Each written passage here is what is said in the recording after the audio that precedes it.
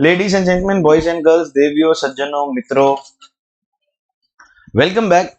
If I tell you that I will be doing point 9, a very important question arises. Point 9 of what? Block asset method, depreciation 9. So we are doing, chronology is massive. Huh? You know Mota Bhai memes? Any Mota Bhai fan here? आप chronology समझिए. You have not seen that meme? Chronology.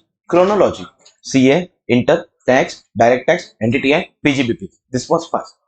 In PGBP, in the law, we have been given only allowed expenses and disallowed expenses. We are doing allowed expenses. You are allowed to take deduction. Of course, we have to go and check the accounts. If debited, no effect. If not debited, less. If any other amount is debited, then add as per books. Correct hai?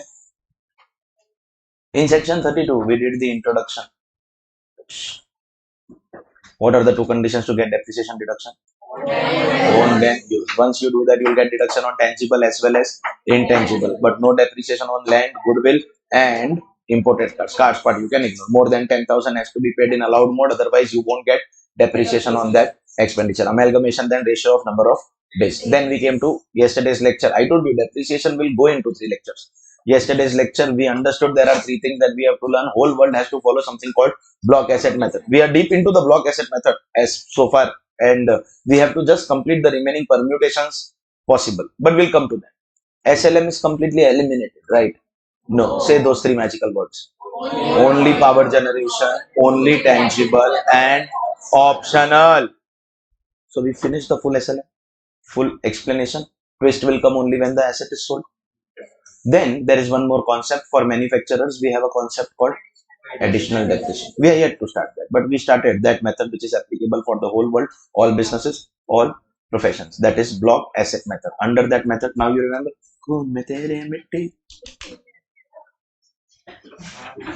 So participate like that also when concepts are asked.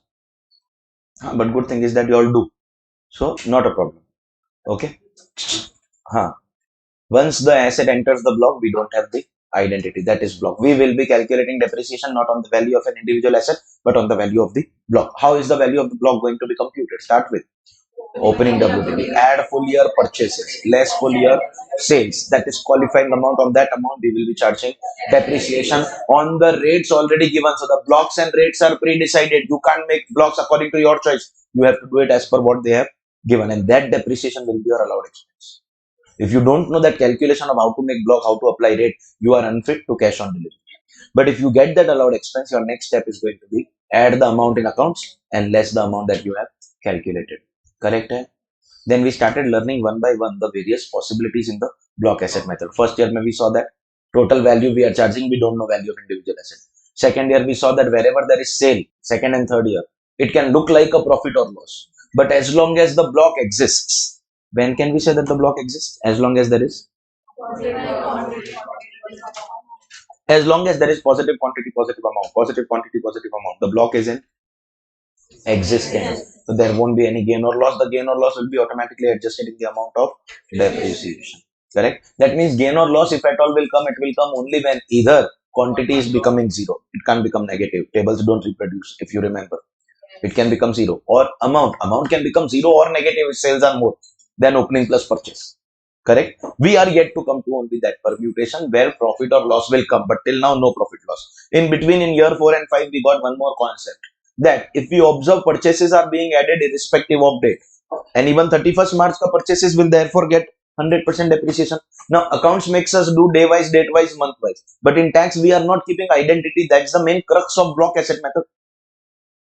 So how to solve this problem without completely compromising by making a minor compromise? From today onwards, in the year of purchase, when we are adding, we will divide the purchases in 2 parts. Less than 180 days and balance. Less than 180 days and balance. And while charging depreciation on the qualifying amount, we'll first give preference to less than 180 days at half rate.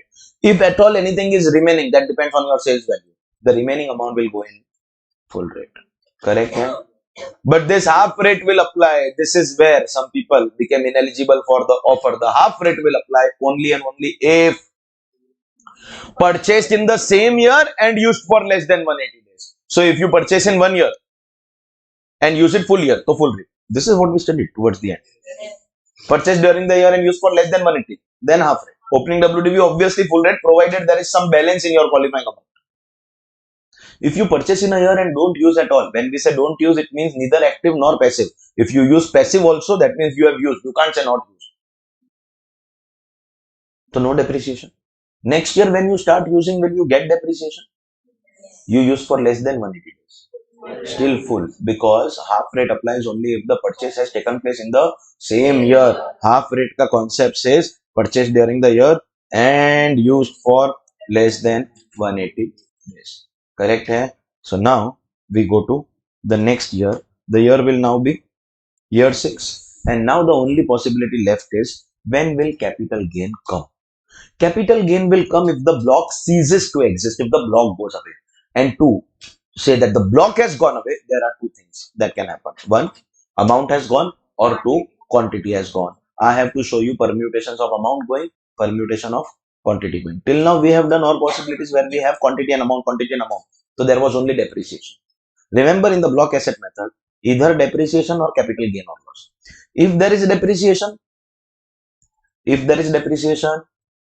so no need to calculate gain or loss. If there is no depreciation, then we will calculate gain or loss. So no depreciation is a big hint that you have to calculate gain or loss. If depreciation is there, it will automatically adjust.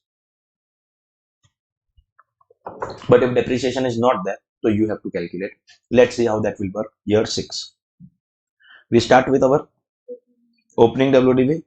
Final answer was 20,000, and therefore we have 10 assets. 3,80,000. Correct? Now, do we know that every time we add purchases, we will divide purchases in two categories: greater than or equal to 180 days. Say we have 2 assets, 2 lakh rupees, and less than 180 days, we have 3 assets, 1,20,000 rupees. So how many total assets I have? 15 assets at a total price of. Karlo, please. You paid rent of your calculator or no? In your exam, no, 3 plus 2 is 5 or 4. You are going to confirm on the calculator once. What is the total value in the block? 7. From this, can I sell some assets?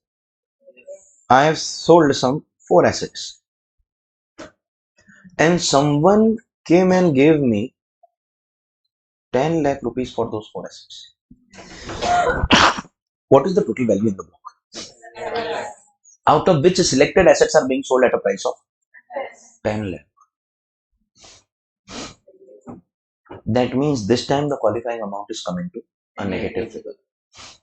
It means a block having worth of 7 has been sold at a price of 10.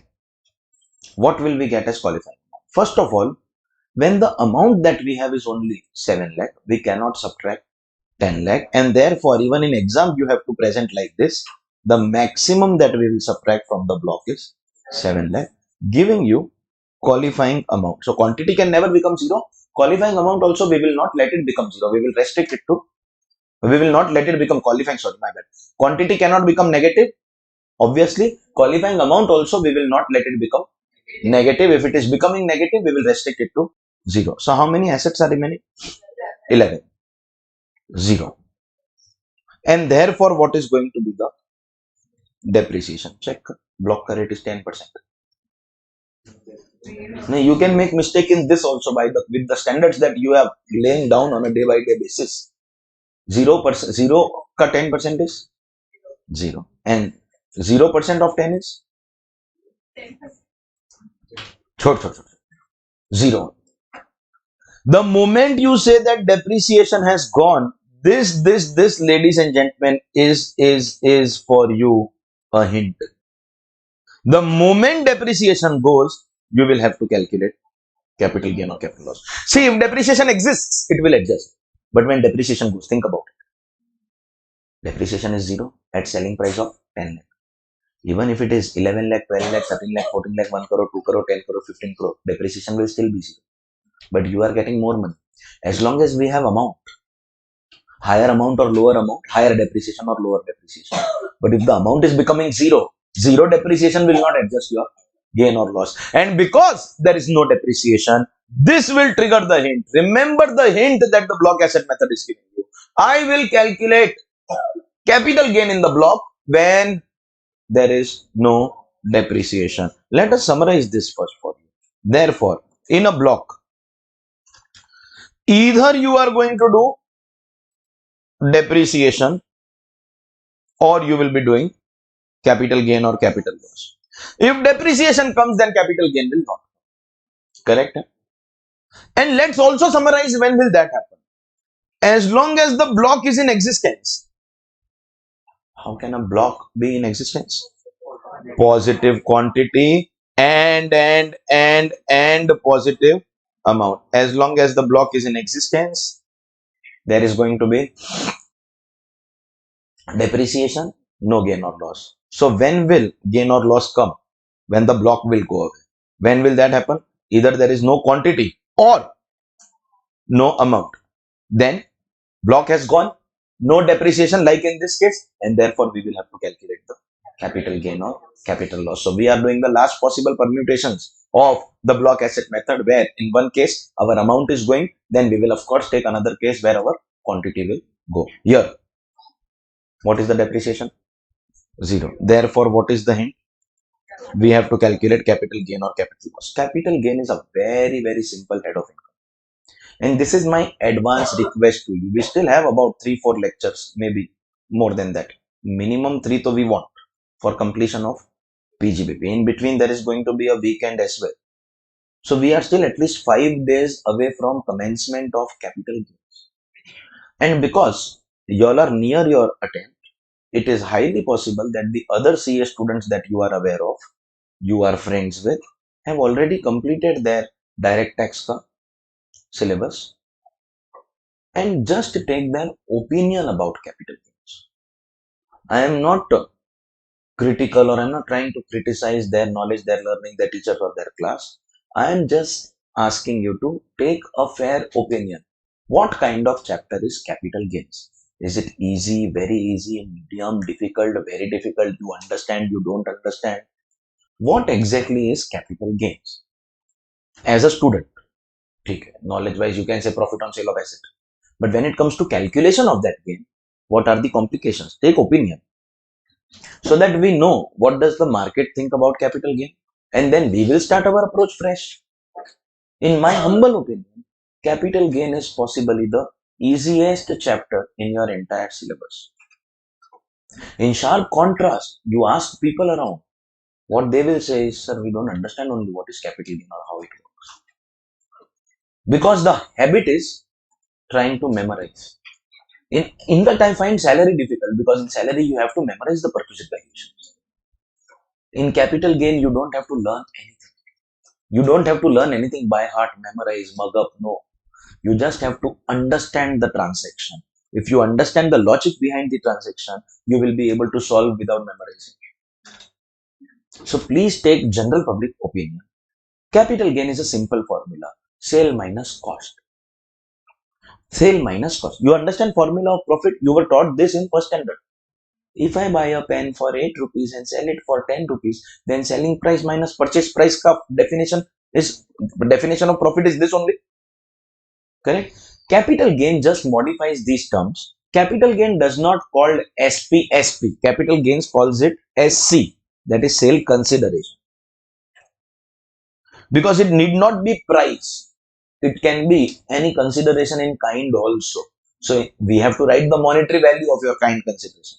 So instead of calling it selling price, they call it what? Sale consideration. And from this, what do we subtract? You have always subtracted the cost price. Cost only. So if I write cost, then so I don't have to explain anything to you.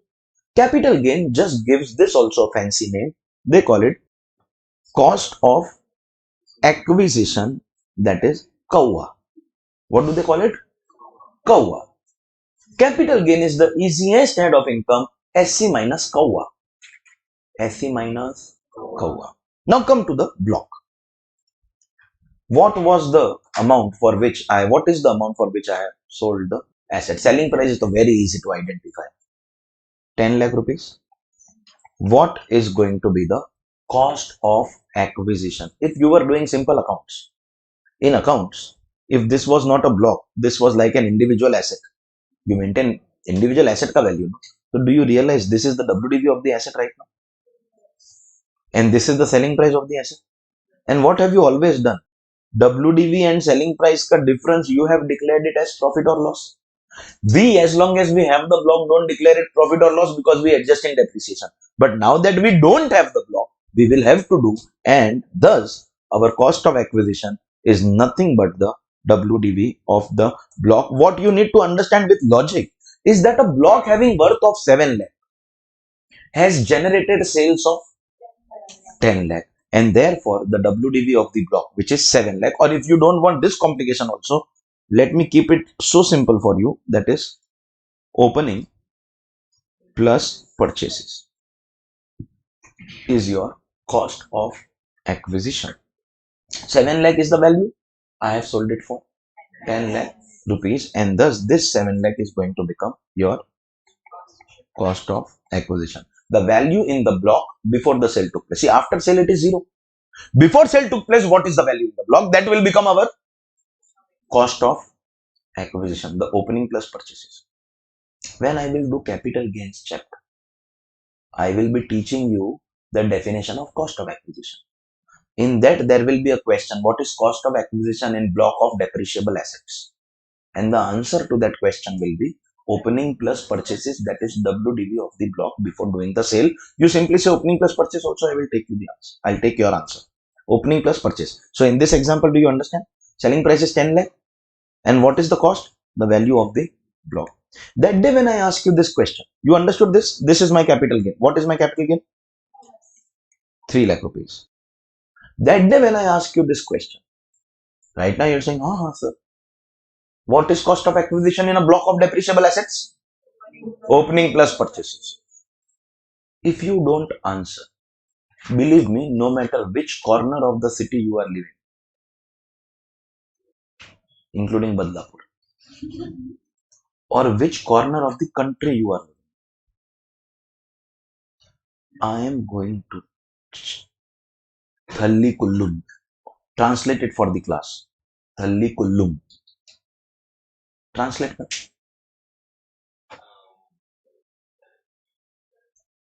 Samjha? Okay, wait. Let me do something for them as well. Assi tonja kapda kadi marindo. Aau toja. Sorry, not अस्सी अस्सी तो पंजाबी है. Jethalal mixes कच्ची and Punjabi. हाँ.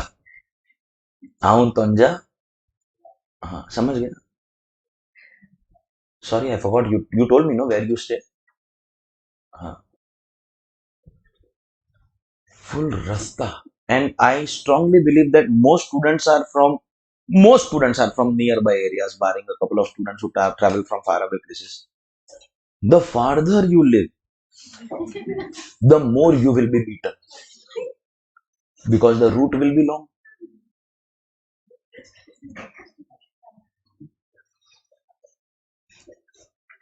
Plus, I'll do one thing. I'll also make you consume some Shivji ka prasad before taking you. So what happens with that, no?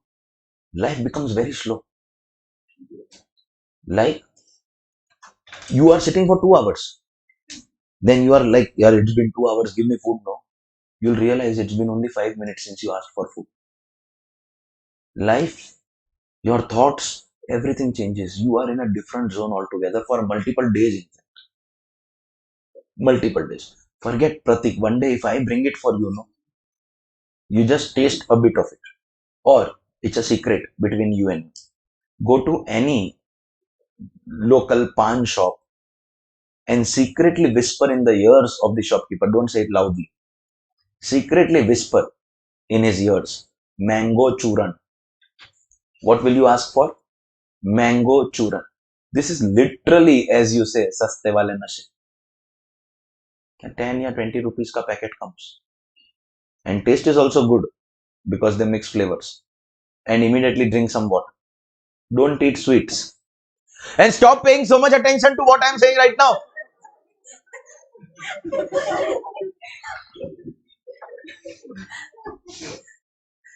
Every bone in your body will be broken because you are not taking PGBP capital gains seriously. Capital gains will arise in the block when there is no depreciation, and the cost will be the value inside the block before we did the sale. That is the WDV of the block. Is that understood? This what I have done here is the explanation also of year 6. Presentation will be like this. We'll cancel and say maximum we can make it 0. That amount will become selling price and this amount will become cost price. Do you understand? And this is the hint. If there is no depreciation, we have explained this by making the summary here.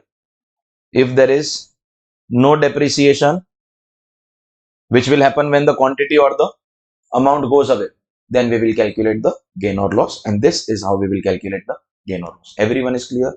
The gain or loss so calculated will always be declared as short-term capital gain. Now, this part you can ignore for the time being, because in capital gains chapter you will be taught two things: short-term capital gain, long-term capital gain.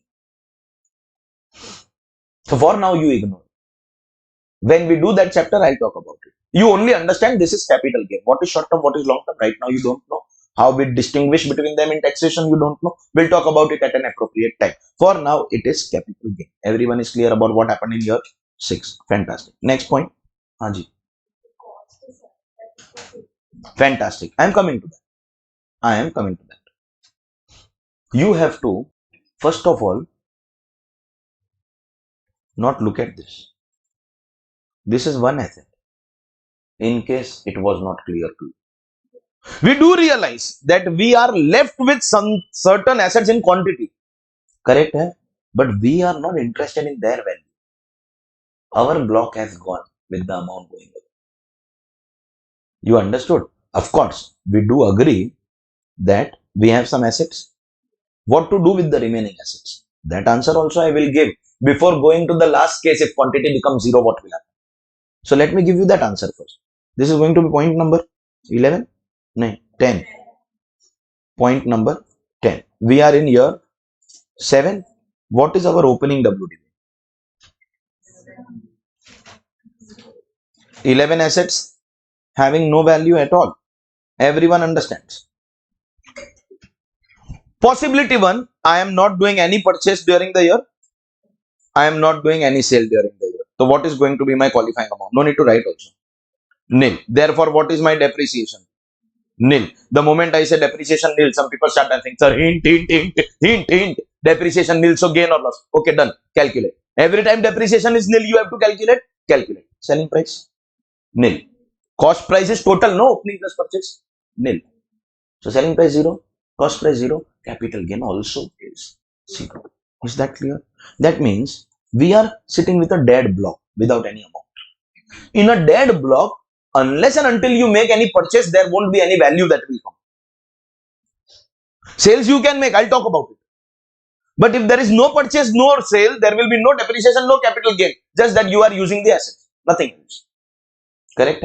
So, in case there is no purchase, no sale, nothing will happen.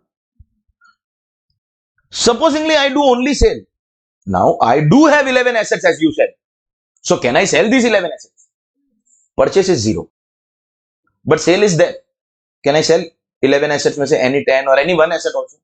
Supposingly, I sell it for 500 rupees also. What will happen? Quantity I do have. As far as amount is concerned, what is happening?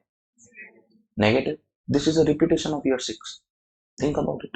What will I say? Maximum nil. So this will become nil. Depreciation nil. And hint, this time will work. What hint? Capital gain. Selling price 500. Cost price. Value in the block 0. Sir, why 0? Because while these other assets did have some cost, but at the time of calculating the previous capital gain, I have already taken full deduction. You don't pay tax on same income twice. You don't take deduction of same amount twice. Have you already taken full WDV as deduction? That means there is nothing left in the block also, and there is nothing left for taking deduction also, which simply means that as and when I sell these 11 assets, selling price, capital gain, selling price, capital gain, because the cost is already 0. See, supposingly your doubt was, sir, I still have 11 assets and 7 lakh was cost of 15 assets. Think about this. If I had sold all 11 at 10, possible, no? Then you would have taken full 10 lakh as selling price and full 7 lakh as cost price. And in future, there won't be any capital gain trigger. That means effectively, we are adjusting the total sales value of these assets as and when you sell them against the total. But we are just giving you the full WDV deduction at the first time itself.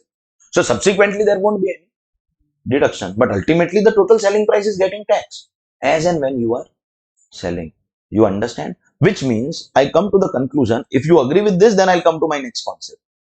This is currently a dead block.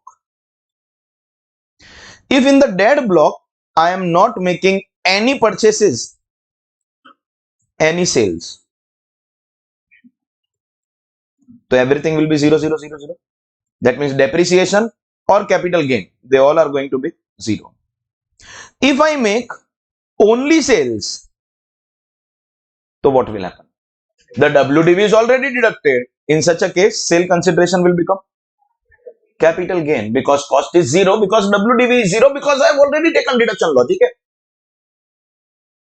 which is a repetition of year 6 only. Cancel you do and you say maximum 0. Twist will come in this block. You want to guess with which transaction? That means you are understanding what is happening. Twist will come when suddenly a value will enter this block. If I do some purchases, do you understand? So what will happen in a case like that? What was my opening WDV?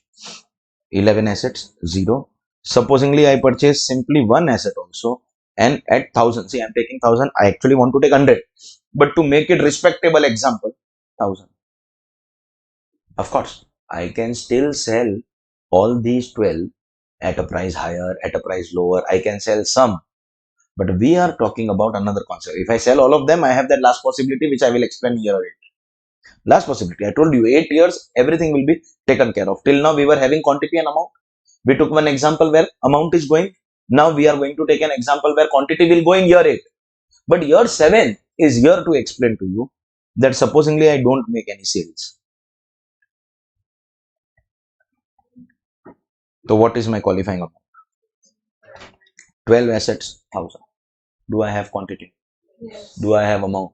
Yes. This block which appeared that it has gone suddenly will come back, and this year I will get depreciation deduction of assuming more than 180. Because if it was less than 180, then it would have been half. I will get my depreciation deduction. So give me closing WDV of 12 assets, 900. Year 7 has taught us that therefore, with purchases, a dead block is back to life. You all used to watch WWF in your childhood because unfortunately there is generation gap. I try my level best that that gap does not come out in the open. But what is there will remain. You know of a wrestler called Undertaker? He later, I think, acted in some movies also. Did he? In fact, there was another wrestler called The Rock, who real name Dwayne Johnson, and then he actually became a Hollywood celeb. You are aware of that? Hollywood, Dwayne Johnson, The Rock. ये सब मालूम है. सलमान खान मालूम. Amitabh Bachchan. Hollywood they know. Bollywood they'll like we watch either Malayalam movie or Hollywood. Both of them are better than Bollywood. I appreciate your taste. The kind of movies Bollywood makes, bro, Prem Ratan Dhan. Still people watch. There was this wrestler Undertaker who it was said during our childhood that he died and he was reborn multiple times. He has 7 births, as you heard. Forget the Undertaker and the Rock. Let's talk about the Block. The Block is back to. Stop laughing at such disgusting jokes. Stop encouraging nonsense. Look at Ibrahim. This expression. Yes. At disgusting jokes. Same. Same. Had I been in your place, I would have said, sir, joke? Was that a joke? Sir, हंसने का था. Oh, yesterday like you did for. Bro, but I genuinely want to know, was that appreciation or sarcasm? Honestly, but I am not going to take any action against honesty.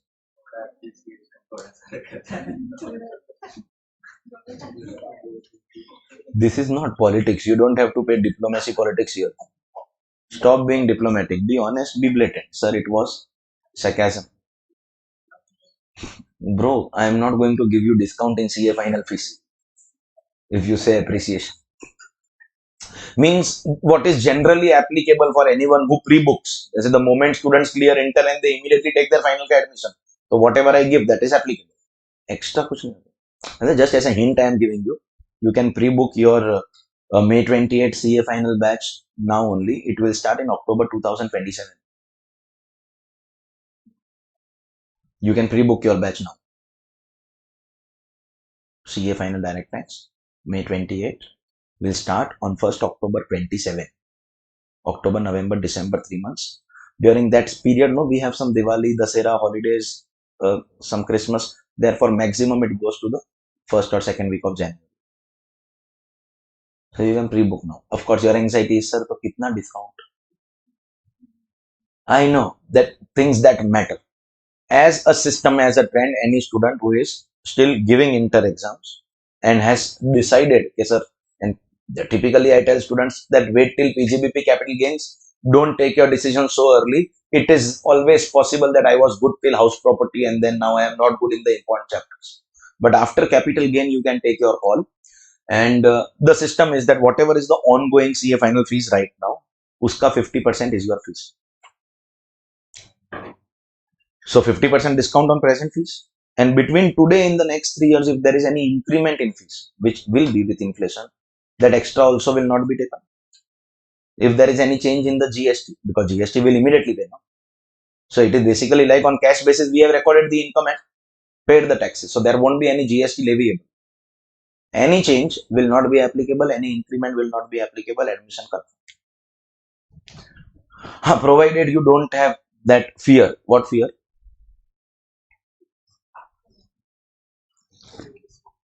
Sir, we won't clear inter. That can't be your fear. 2 tight slaps I will give you. Sir, what if you take and run away? That can be the fear. That's a different thing. So you have to take that much risk. 50% is a good, decent discount. But that is now before inter gets over. Once inter gets over, the percentage changes. Once you take on the last day, it will be applicable as applicable on that. Because we need to plan. We need to know that which batch we have, how many admissions, accordingly which center we should be taking it. We fix the date once we know that, okay, these many people are sure of joining. So we fix the date. So it works like this. So we know that in our pre-booking, we have a decent number. We do it every year. Okay. So Abhi, you all focus on inter. Tell your brother to enroll because he's free right now. Correct? Hai? Because he's so sure. All his batchmates are also sure. So tell them. By chance, isme one more facility is there. It's a market in nature. Last. Okay, in case you enroll and by chance your final attempt gets postponed for one reason or the other, you did not take your ITOC on time or any reason like that, whichever is your applicable batch, it can be May 28 or November 28. It can be May 20. That depends on your ITOC commencement of articleship dates because that is not in your and my control right now. Whichever is your applicable attempt, that batch you can come and attend in this enrollment. And those 5 books are also going to be covered. One set of video backup, one view till your exam. Whatever system we are following today will be applicable. And Akash, you can bring your children also in there. So we have more admissions. Maximum 2 nahi. You can bring as many as you want.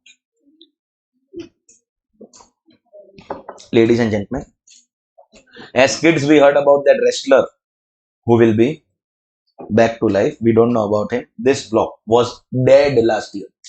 We did not have any depreciation we calculated, gain or loss. Suddenly, the dead block is going to come back to life.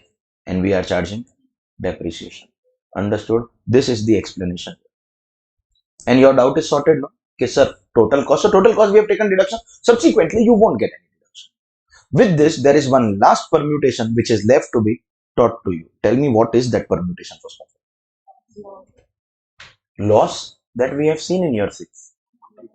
Quantity is going away. Correct? Hai? And I had told you, by the time we reach year 8, we will be taking care of all the possibilities. Ye correct hai? So let us see. Year 8.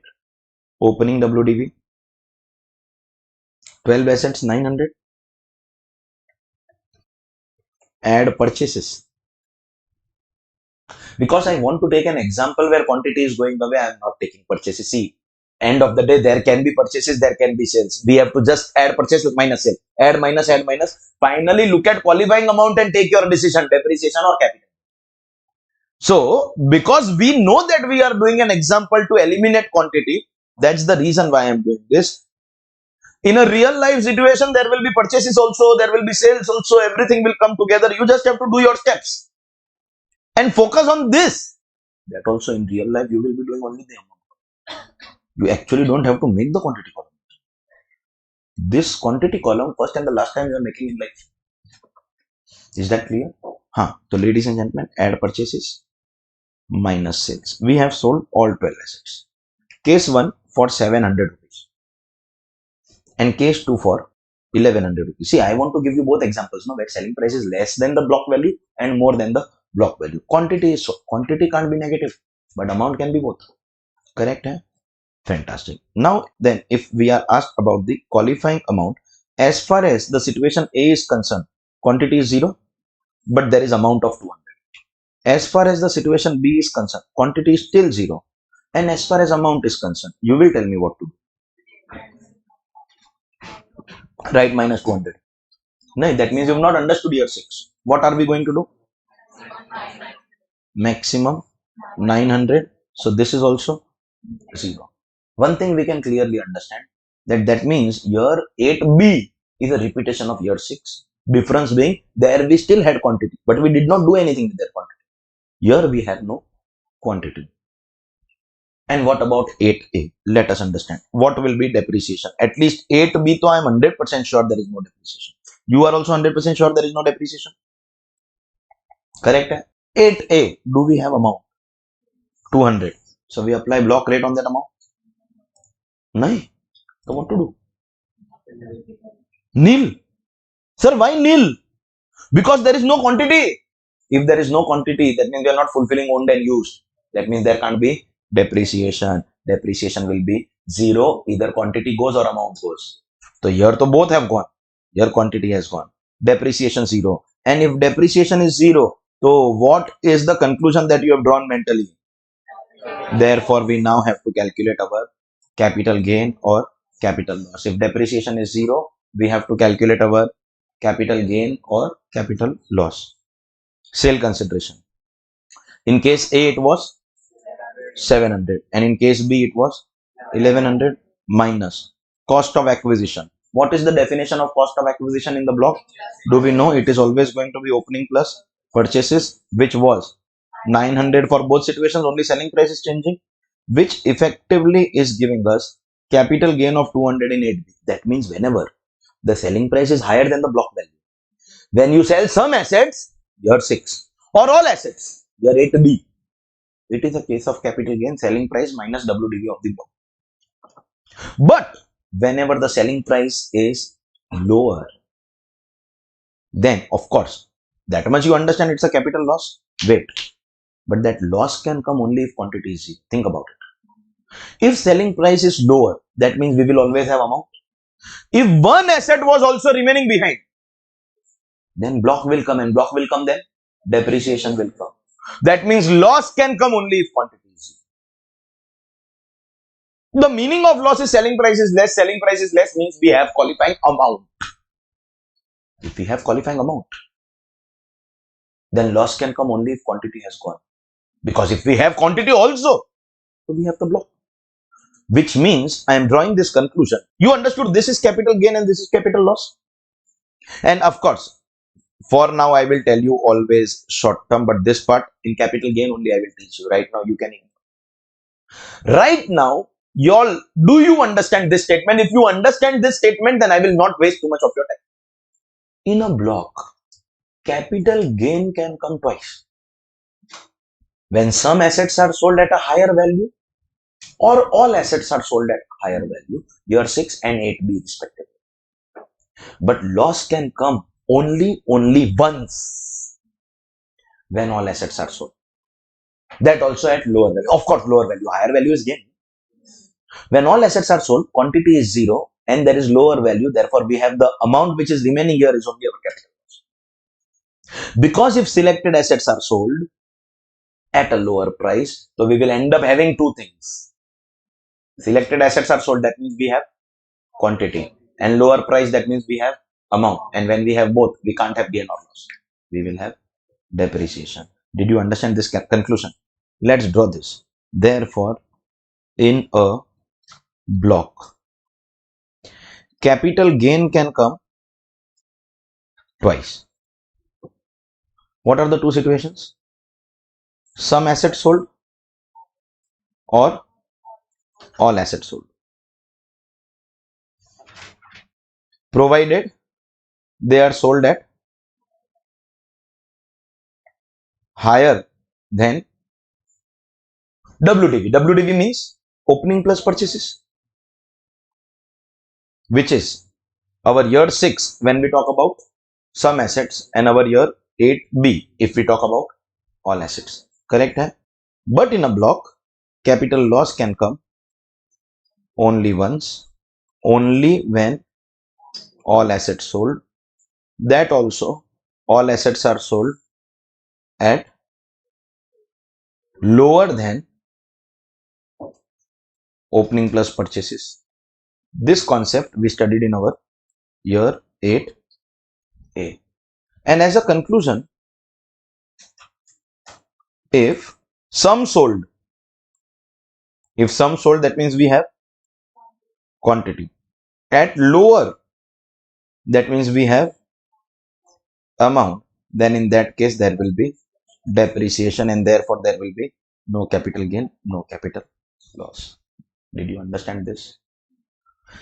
We at the end of 8 years, and I had given you advance intimation that 8 years ka example will take care of all permutations. We have completed everything.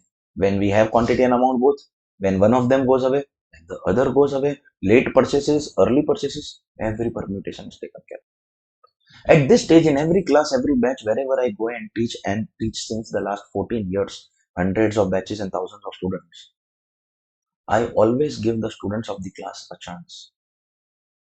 I am making a claim that I have completed all permutations. There cannot be a single case of block asset method, whether quantity or amount. Low quantity, more quantity, zero quantity, low amount, high amount, zero amount, negative amount. First purchase, then sale, first sale, then purchase. Any transaction, any chronology, any amount, any quantity, you create an example and see if that example fits somewhere in our year 1 to 8. There cannot be an example that you create which will not fall in any of these. Every permutation possible is taken care of. I give 1 minute to the class to create examples of their own. You may do it now to see, sir, ye hoga to what, wo hoga to what will happen if this, what will happen if that. Alternatively, of course, it is advised that you create mental imaginary blocks by taking imaginary numbers, just like we did a story. You make imaginary blocks, imaginary numbers, same as your imaginary conversations. You make an imaginary block, you add less, do purchases, do sales, and try to figure what is going to be the case. Depreciation, capital gain or loss, full rate, half rate. You may do that as your self-study, as your practice. The best way of self-study is a blank notebook and a pen in your hand, not turning off PDF, not scrolling off, flipping off pages is not self-study, is not the correct way of study. If you are studying like that, you are not studying. End of the day, exam is writing on a blank paper. Am I prepared for that? Especially in theory subjects like audit, law, SM, you always feel that I don't know anything. But when it comes to writing on a blank paper, see how much you are able to retain. You will get a feeling that I had studied law 1 month ago. I don't remember anything. No problem. Write on a blank piece of paper. You remember 10 sentences out of 20. So remember that CA exams are not 100 out of 100. Here you have to pass. Target a rank. There is nothing like that. But it is not very difficult that you can't pass provided you strategize. So create those examples on blank pages. I have absolutely no problem. You have anything right now, then ask. Right now, you don't have to create examples. Huh? That is your self-study. Right now, you have to ask me to discuss. No, not that. Later, if you create any example and you have a doubt on it that I will not solve. If you ever have any doubt, so you make sure that you inform me 1 day prior. Next day, I will come before time to class. I always come before time. But next day, we'll keep some time only for solving your doubts also. I generally have no problem in uh, solving your doubts whenever, but I request you to understand two things. One, in a 4-hour lecture, if I am taking a break of 10 to 15 minutes, the reason is not that I am tired. The reason is that sometimes I get a lot of phone calls from students, from parents. I get calls from my staff, my admin team. If some student has some query, but ultimately we are sellers, no? That this student wants to buy but has this question. My staff generally knows answers to 99 out of 100 questions. But there is one thing that the staff is confused about. Or the staff is like, basically student is saying, sir, we are 10 students. Can you, instead of this percentage, give us this much? Staff does not have authority. When you tell me 10 students are taking admission together, so I don't have to think about it. Ultimately, I have to give that admission. But I have to reply to their phone calls. I have family members also. If they have, there is a rule in my house that you just ring once and hang up. I'll see your missed call, I'll call you. If the full phone rings, that means there is some emergency. They know my work, no, my family knows my work. So they will just call once and leave. I have to talk to them. This is why I take the break. And of course, a little bit rest to the throat as well. But that is very secondary. So I request you to leave me alone during the break. Not that I will not solve. If you have an emergency, please approach me. I am always approachable. But you and me both know that there is no emergency. The emergency will come 1 day before your exam. That is emergency, of course. Don't message me. Directly call me. You will be having my number on the last day. Directly call me. And your number will be saved in my phone. So by chance I am on another call because there is another student like you only. Miss call, it will come, no? On another call waiting. I'll see you have called me. 1 day before exam, you will not be calling me to ask, sir, how is the weather at your side? You'll be calling to ask, I'll call you back. And 1 day before your exam at 2 o'clock in the night also you call me. This is one thing that I do, which other people who are competing with me on pan-India basis, you have to send an email to their staff, their juniors will reply to you. ये check करना. That other people, वो social media, etc., they have created so much air around themselves. You have to email to their junior staff, their team members will reply to your doubts. You have taken admission by looking at my face. I can't be giving that. I am available 48 hours ka time hai. Last day ko I will call you back. And as far as after class ka timing is concerned, when your batch was not happening only, I'll share an internal secret with you because today no one is going to hear. When your batch was not happening because of one subject and the other subject, I had mentally given up. I had almost come to a conclusion that I'll not be probably now doing this batch because if I don't get the time, how will I do? But then as teachers, we dedicate our months to organizations. So mentally, I know that if I work for these 2 months, so at the end of 2 months, this is going to be my bank balance, which was not happening. And last moment, no organization will want a teacher because all of them have. Once in a while, it does happen in CA coaching profession that one organization takes away 15-20 teachers of other organization together. It does happen that one organization simply to finish the other organization takes over the entire staff. If you are in touch with what is happening outside the classroom. But as a last moment, when nobody needs to. So where do I go for 2 months? So whatever assignment I got, I picked it up for the second half of the day. Assuming that by chance your lectures resume, so I will reserve this slot. Had it been another delay of 1 week, I would have allocated this slot as well. So I have to immediately rush basically after class. After class, my mind is somewhere else. And break mein, I am approachable, but I explain the problem to you. Which is why I commit to you, I undertake to you. You tell me you have a doubt. Next day, I will come half an hour before time. Because as of now, before your lecture, I am not taking any commitment, even if I am getting. And not that if I don't work for 2 months, I cannot survive. I don't work for 1 year also, I have enough funds with me. I have got passive income in the form of rent, dividend, etc. Bank interest. I can survive, but that does not mean that I don't work for. And that does not mean that if nothing is happening, so I sit at home for these 2 months. One, I don't like to sit idle. Two, if I sit at home for 2 months, they will make me wash utensils, clothes.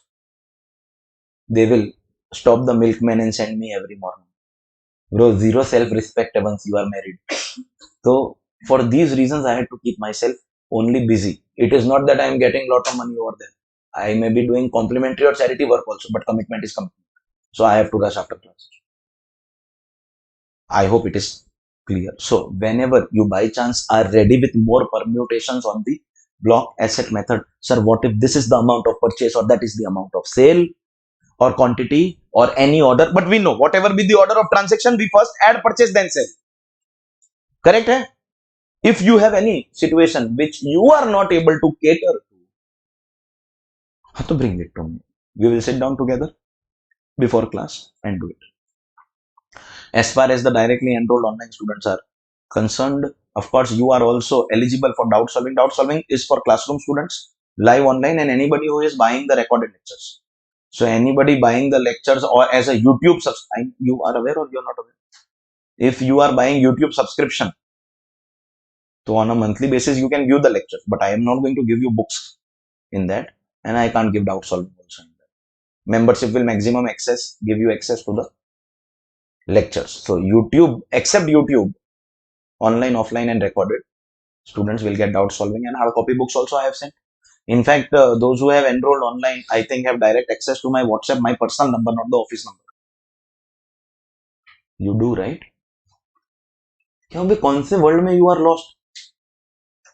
Which zone are you in? You met Pratik yesterday. You have direct access to my personal number. So obviously you can't be meeting and sitting with me for solving your doubts, but you can always WhatsApp it to me and I will be replying as early and as soon as possible. I'm very good, very responsive when it comes to doubts of students. This is one thing that I take pride in. It should not bring you to the conclusion, hey, kitna free aadmi hai, he reply, Arey, it is not about a free person. He replies, it is my job. I'm getting paid for it. So what if it is too less? Today it won't make any sense also. But believe me, if it is my responsibility, just imagine me having some students working under me as articles. They have cleared CA intermediate. Tomorrow you clear CA intermediate and become articles in my firm. And my students of future batches having some doubt. So I make you guys solve my doubts. Solve my student doubts. Those new students have not paid me for getting doubts solved from you. They have to get the doubts solved from me. No. It is not about I am free. It is my work. I am busy for that only. If I am busy doing that. And I find it inappropriate that juniors will, and that also you have to email. And that will take 1 week to reply. Find out the facts behind these, whether the story is true or no, you'll come to know. You'll come to know. Just imagine me making your brother solve your doubts. Because now I have taught him, so he knows everything. It does not work like that. Okay? So please inform me whenever you tell me that tomorrow, day after tomorrow, I am ready to sit with you for solving your doubts. Is that clear, everyone? If you can make permutations now, not a problem. You can make permutations later, not a problem. In fact, in the textbook that I have given you also, we have done one story over multiple years. A similar story, different amounts, different quantity, of course, is there in the textbook also to give you an access to all the different types of permutations. But this is the end of the concept of block asset method with the various permutations. Last 3-4 concluding points. 1. What is the definition of purchases? for the purpose of adding in the block. First question means, let me explain the question to you. Are we adding purchases in the block? Yes. If the purchases get added in the block, they get added in the qualifying amount, which means my purchases give me depreciation deduction. So what is this amount that I should add in the block? For example, here I have added this 1000 rupees ka purchase. No. What is this amount? What do you mean by the cost of any asset? What do you mean by purchases? Silly question, sir. We have studied full costing subject, and what are you asking us? Sir, You understood the question, no? You have a doubt or you are answering the question? Acha, doubt. sir, consideration like 50 days But you have to convert it into rupees. Get it valued from a value. अभी ये furniture है और furniture के बदले मैंने plant and machinery The value of plant and machinery. तो भी पर प्लांट एंड मशीनरी का वो अलग हेडिंग है हाँ. उसके अंदर उसको भी depreciation In furniture it will become sale consideration, and in plant and machinery ka block it will get added. Make sense? Chalo, fantastic. You understood the question here? What is the definition of purchase? Because this amount we have to add in the block. I am asking you this question after you claim to have completed your costing syllabus. What is purchase? Yes, please.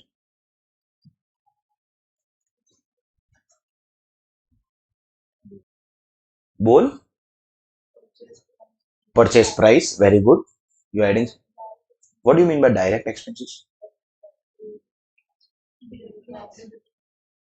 Directly attributable is an incomplete statement. Complete the statement, please.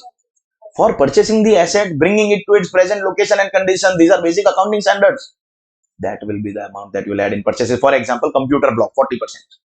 I buy a computer of 50,000. I'll add that 50,000 in the block. But the vendor has charged me installation and delivery charges of 5,000. Do we capitalize that 5,000 in accounts also?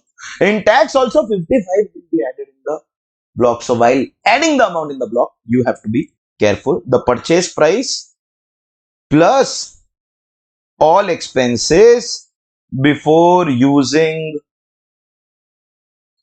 the asset for the first time.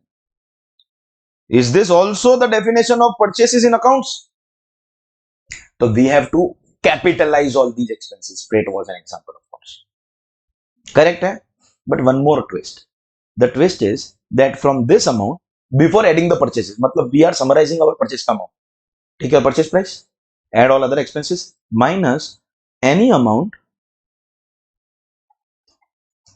borne by, borne not borne, bear the cost. So past tense mein, borne by any third party.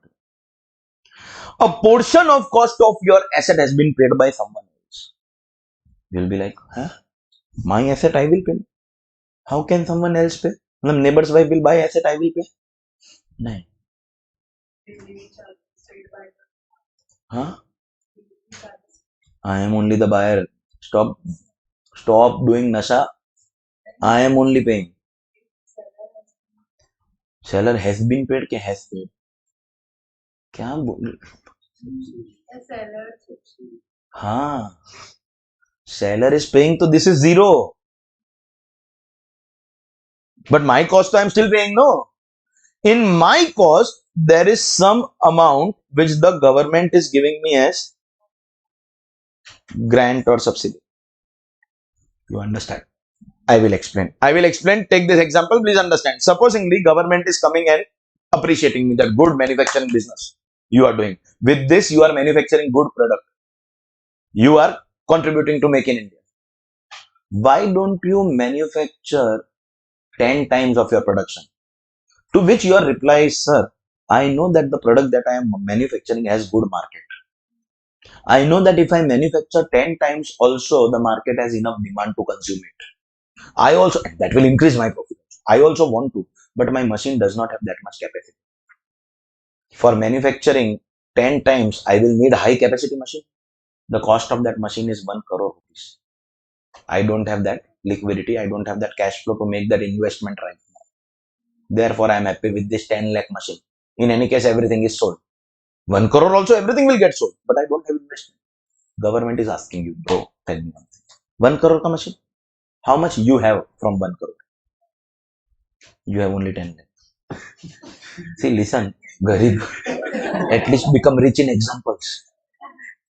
It is appreciated if you say that, sir, I have say 70 lakh rupees. ठीक है, but let's take the Garib ka example. You have how much? 10 lakh. Government is like, don't worry, we will pay the remaining 90. Do you understand? So government gives you 90, and with that you add your 10 and pay for the machine 1 crore. Now that way the purchase price that you have paid to the machine vendor is 1 crore. Come on. But then a portion of that you have not paid. In our example, 90. So think about it. Your pocket expenditure is how much? 10 lakh. So you should get deduction only of your expense. But we have paid the vendor 1 crore. So no problem. Adjust in the cost price. So we'll consider only 10 lakh as the cost price for the purpose of taking a depreciation, because you have paid only 10 lakh. Ignore the 90 that came and went. Understood?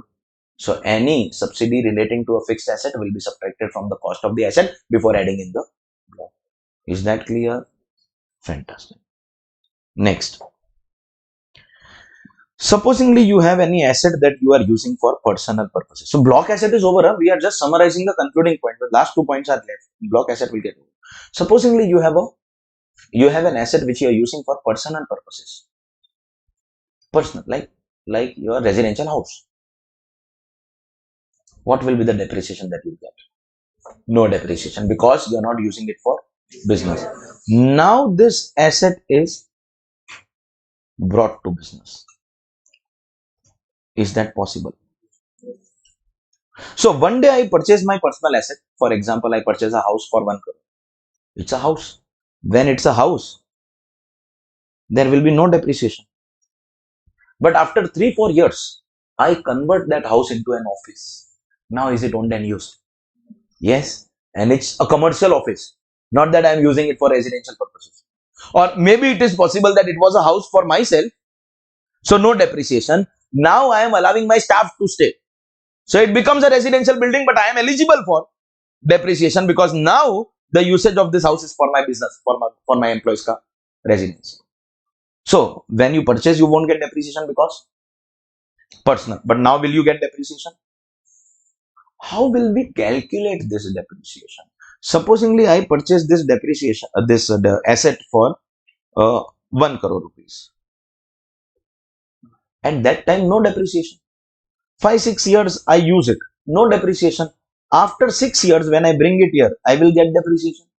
The question is, will I get depreciation on 1 crore? Because that was my cost. Will 1 crore be added in my block? Why? Because the day when my depreciation commences, that day the value is not 1 crore. Correct? You agree? You want to take a random guess that on what amount we should start charging depreciation. Now, it can't be on 1 crore for sure. You want to guess on what amount we will charge depreciation? You want to try it? Market value? No. Present value means what? How to derive that?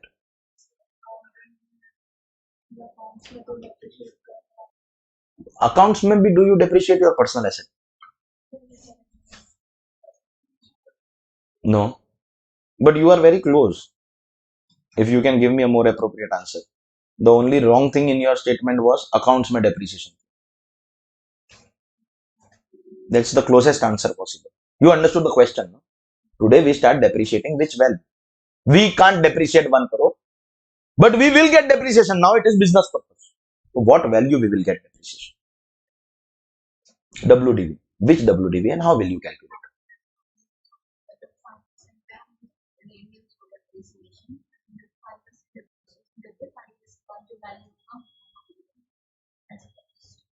So if I may try and understand what you are trying to say, take this cost. Calculate depreciation of this figure on the WDV block asset method and reach this value. This value will be the value on which your depreciation will start. So by the way, the depreciation that you have calculated for this figure, you are not going to get any deduction. In fact, these years are already over. Their computation is already done. NTTI is done. Return is filed. So what we call this amount is not depreciation. We call it notional depreciation because we are actually not charging it. We are only calculating it to derive today's, you can call that as the market value or present value. But what is that market value or present value? The WDV. So what are you going to do? Take the original cost, and on that you charge something called the notional depreciation, assuming that from day one it was used in business, and bring the WDV as on year on this date, and this is the amount on which you will get depreciation from this year onwards. Charge something called notional depreciation. Whenever a personal asset is brought to business, the period between acquisition and bringing it to business, for that period we will calculate notional. Why we call it notional, not actual? Because we are not getting any actual deduction. And in fact, in this period, in any case, we can't get depreciation because it was a personal asset. Depreciation ka eligibility is beginning today, no? So deduction will also start on the value as on today. So assuming that depreciation was charged, we will bring the present value, and this depreciation is also charged on an assumption which was mandatory to be specified. Assuming this building or this asset as the only asset in the block. See, think about it. That day when I spent this 1 crore, I will be having a building ka block that will have values of my other buildings, and I want to find out the value of this building today. I can't take the value of the entire block today. The value of this building today will be added in today's block. So I have to create this as a separate block. Assuming that this was a block created on this date. Assuming that on this block I have charged depreciation till this date. And accordingly, this is the value of the building of this block today, and add in that block of today. That separate this value from any other block.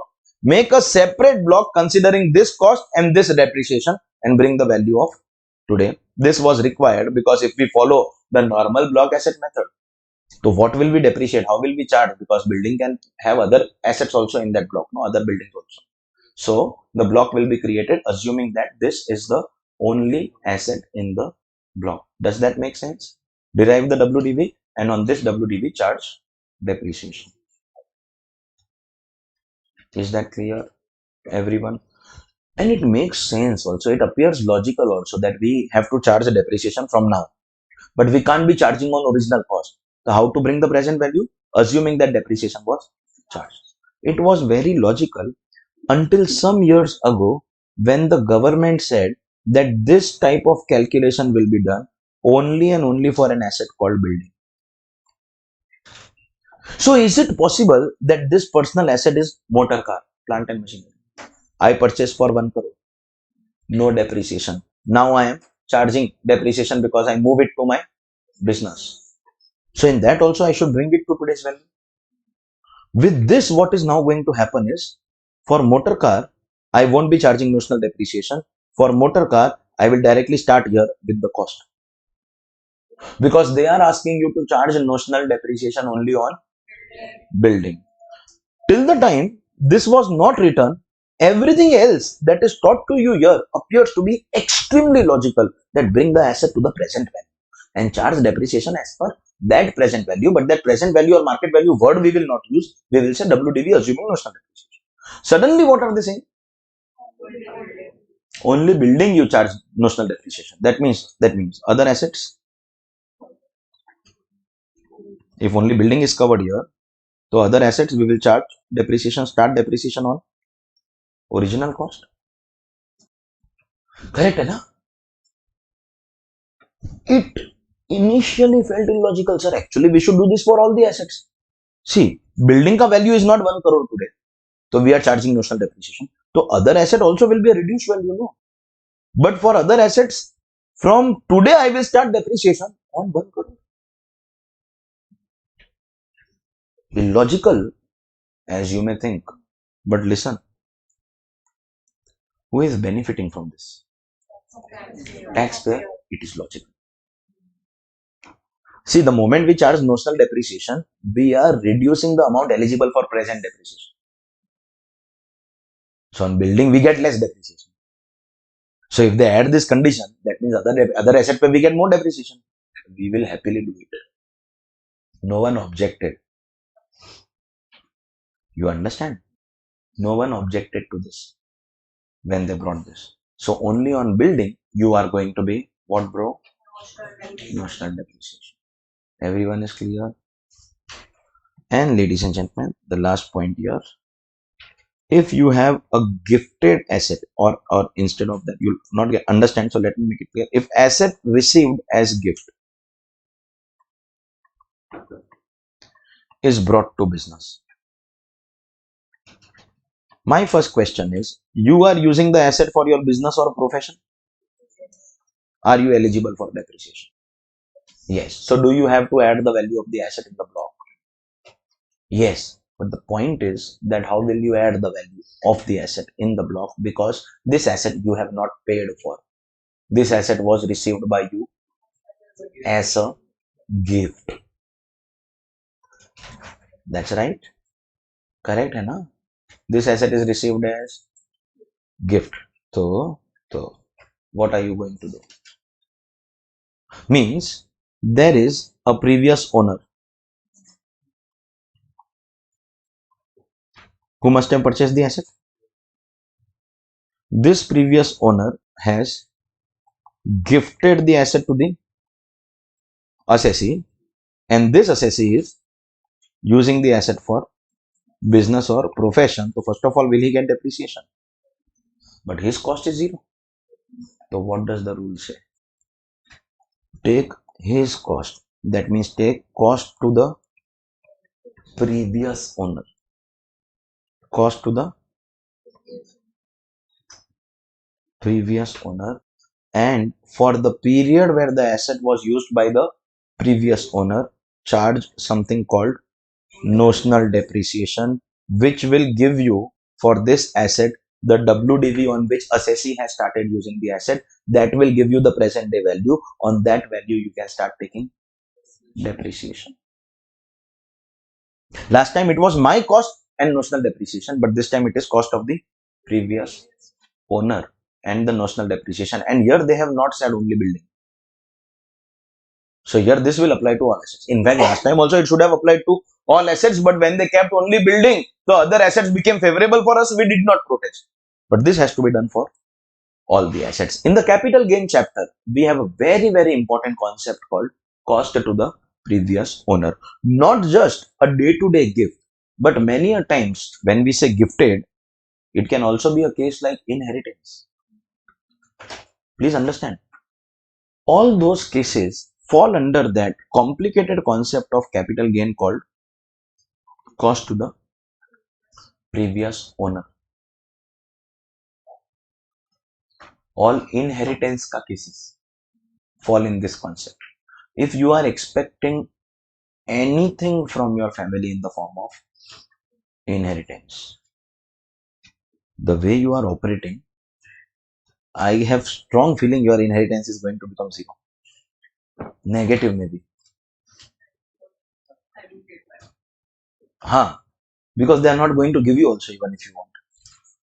If you are expecting anything in inheritance, so that concept of cost to the previous owner is relevant for your real life also. Relevant for your real life also. Are you with me? So this detailed concept will be taught to you later. For now, you can simply understand, I have not paid anything, but previous owner did.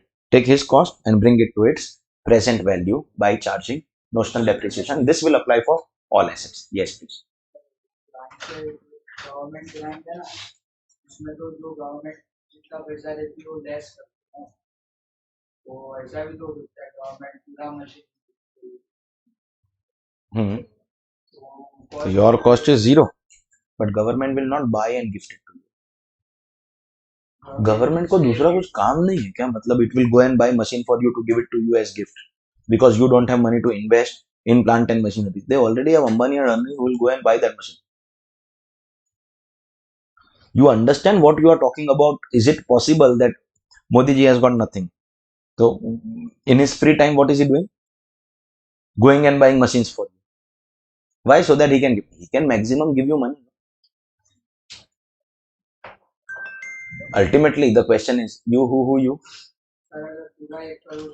If government is giving the entire thing, so the cost of acquisition is zero. But that is not gift. That is subsidy. You're not understanding the meaning of gift. Gift is when someone acquires an asset and gives it to you. When somebody is bearing a portion, that is not gift. That is a subsidy. Government will also never give 100% subsidy on anything. Government grant, government subsidy will be a limited amount. Understood? This, ladies and gentlemen, is finally your concept of block asset method with this section 32 depreciation over harsh. Nash. How quickly you react to harsh by saying Nash. I saw the video of a popular comedian who has said, यही बातें तो बाद में याद रहेगी. अभिषेक उपमन्यु. हाँ तो no problem. Okay. हाँ जी.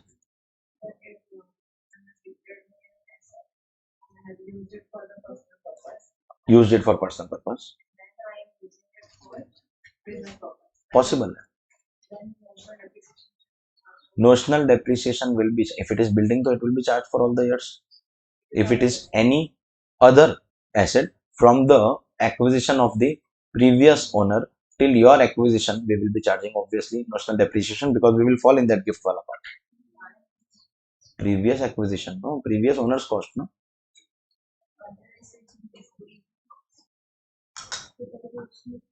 Gift है ना, she is saying gift. But gift is applying, no.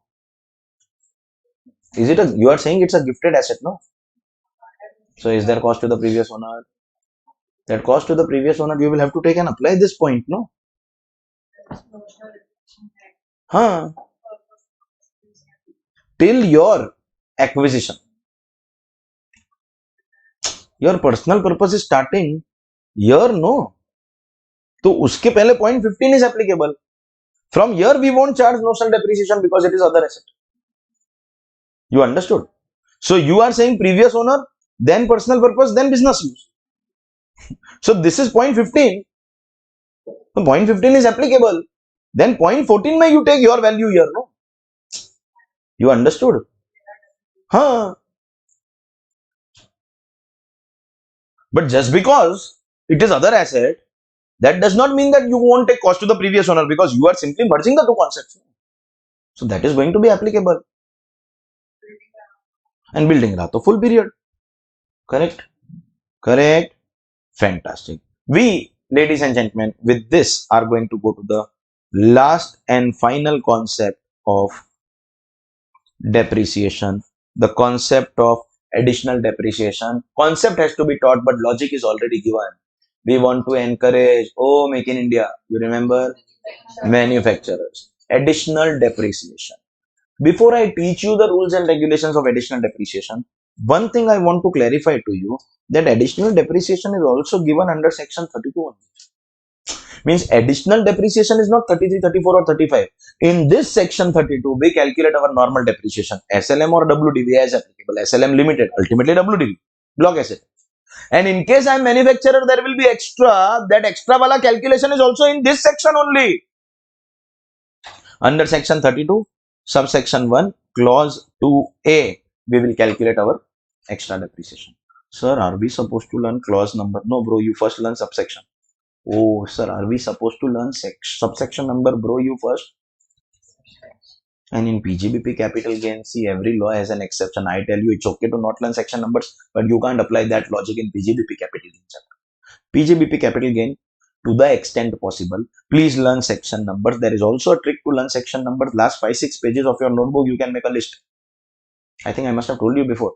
List 1, title and commencement. List 2, list section 1, section 2 definition, section 3 previous year, section 4 charging section, section 5 scope of total income, section 6 residential status. Only the names of the section. 5-6 pages you can make a list. And whenever you are not getting sleep, you just go through the pages. Trust me, you'll get good sleep without any medication. Just simply go through the pages. Simple. Now, I know to which your reaction is, no, no, sir, don't worry. We have strategic management every time we don't get sleep. Relatable, no, bro? Every time we don't get sleep, we pick up strategic management because audit has just started. There will be a time when you'll do that with audit as well. Because over the last few years, it has been observed maximum students are not clearing CA exams because of audit at inter and final. And in final, there is this paper called Integrated Business Solutions, IBS. Let's not talk about that right now. You'll get scared. Inter also your FM, SM, but people who are good in FM still manage their marks. SM is very difficult to score. And I know, again, you'll react by saying, sir, everything appears to be very difficult only to score marks. समझ ही नहीं रहा है, sir, what to do, what not to do. Us momentum. It does happen with every CA student.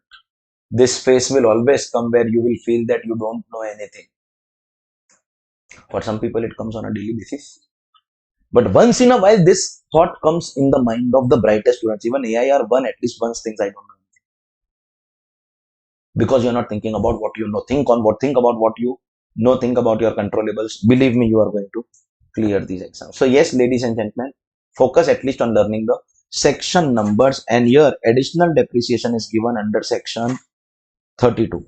32 only, no other section. That means if I am ever asking you, calculate deduction under section 32, you will calculate normal or additional, both. Because both are under section 32. This is extra. Obviously, there will be extra conditions.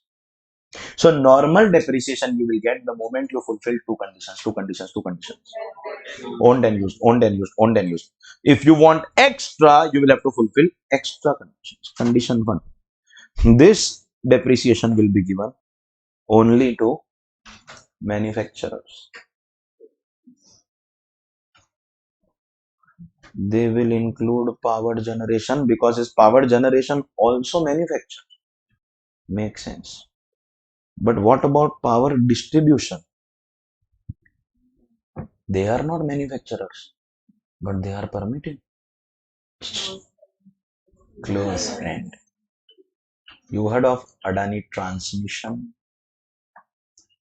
See, there is Adani Enterprises, Adani Transmission, Adani SEZ, Adani Green Energy, Adani Ports, Adani Wilmar, Adani Power. And what if I tell you I am the owner of the entire group because I own all the companies? तो और कैसे होता है? और कैसे है? Obviously, to become owner of company, you don't have to make your surname and that surname same.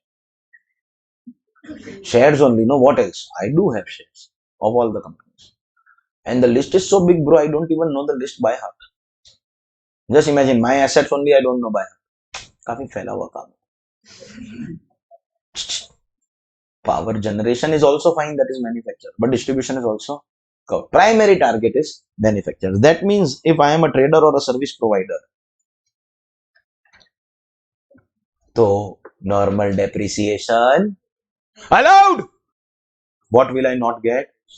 Additional. Normal depreciation, two things: owned and used. I will not get additional depreciation. If you want more depreciation, you fulfill more conditions. Correct hai? Only manufacturer. Second, this depreciation will be given only and only on your plant and machinery. See, the whole objective logic I've already explained while introducing depreciation. Logic is India should manufacture good quality products which are competing with imports so that we don't have to depend on imports. If Godrej ka Synthol was really good, people wouldn't have purchased an imported soap or shampoo like the, yeah. You gave some example. Santur. I don't know whether that is an imported product. हाँ, वो santoor is known to make you look younger. Mummy. हाँ, no bro, some are santoor daddies also. नहीं, santoor is a local product. I'm not 100% sure. But Hindustani Unilever. Synthol is Godrej. Synthol also I am aware because my brother used to work for Godrej Consumer Products once upon a time. So he used to get all that hit spray, Synthol soap, Godrej air hota hai na to have good fragrance in your bathrooms. And we used to put in the cars also. How does it matter, bro? Good smell is good smell, no put wherever. So he used to get all of that free. His role in the company was that company will give you these products. You have to convince shopkeepers to keep these products and sell the products at a margin that we are offering. Bro, MBA ka role is basically go and convince to buy your products. So Synthol, I am aware, it's a Godrej product. So basically, if these products were good, we would have never imported them. Do you agree? Do you understand? So we want that asset which is manufacturing our product, and therefore depreciation will be given only on that asset which we are using in the manufacturing activity. And therefore the logic, of course, to which your counter will be, sir, but we need the factory building also. Sir, we need the factory furniture also. But the building and furniture are not creating the product. We have to give this benefit. We want to give this benefit only to the asset which is creating the product, which is plant and machinery. Therefore, if we have any building, furniture, so normal depreciation allowed. What will I not get? Additional. Condition 1, only manufacturer. Condition 2, only. These conditions are to get the deduction of normal depreciation.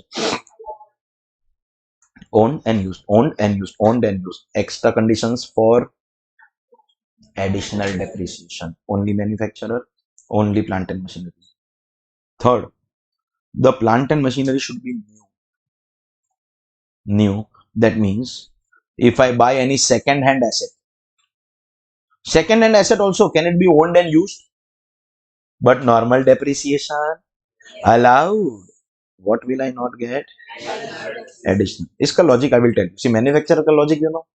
Now you know why plant and machinery. New का logic I will tell you in some time. But you realize second hand only normal, no additional. So extra condition for extra depreciation. Normal condition, normal depreciation, owned and used. Extra conditions. Only manufacturer, only plant and machinery. New ka logic is remaining, but condition you have understood, second hand asset only normal, no additional depreciation will be given. It has to be an eligible asset. Only manufacturer, only plant and machinery, new and eligible. There are some assets which are plant and machinery, because I have told you that plant and machinery ka definition is very wide. The ACs, computers, motor cars also do fall in the definition of plant and machinery, but they are not manufacturing our final product. And therefore, some assets which fulfill these conditions, we still want to disqualify them. So, what they have done in the law, they have given a list of ineligible assets.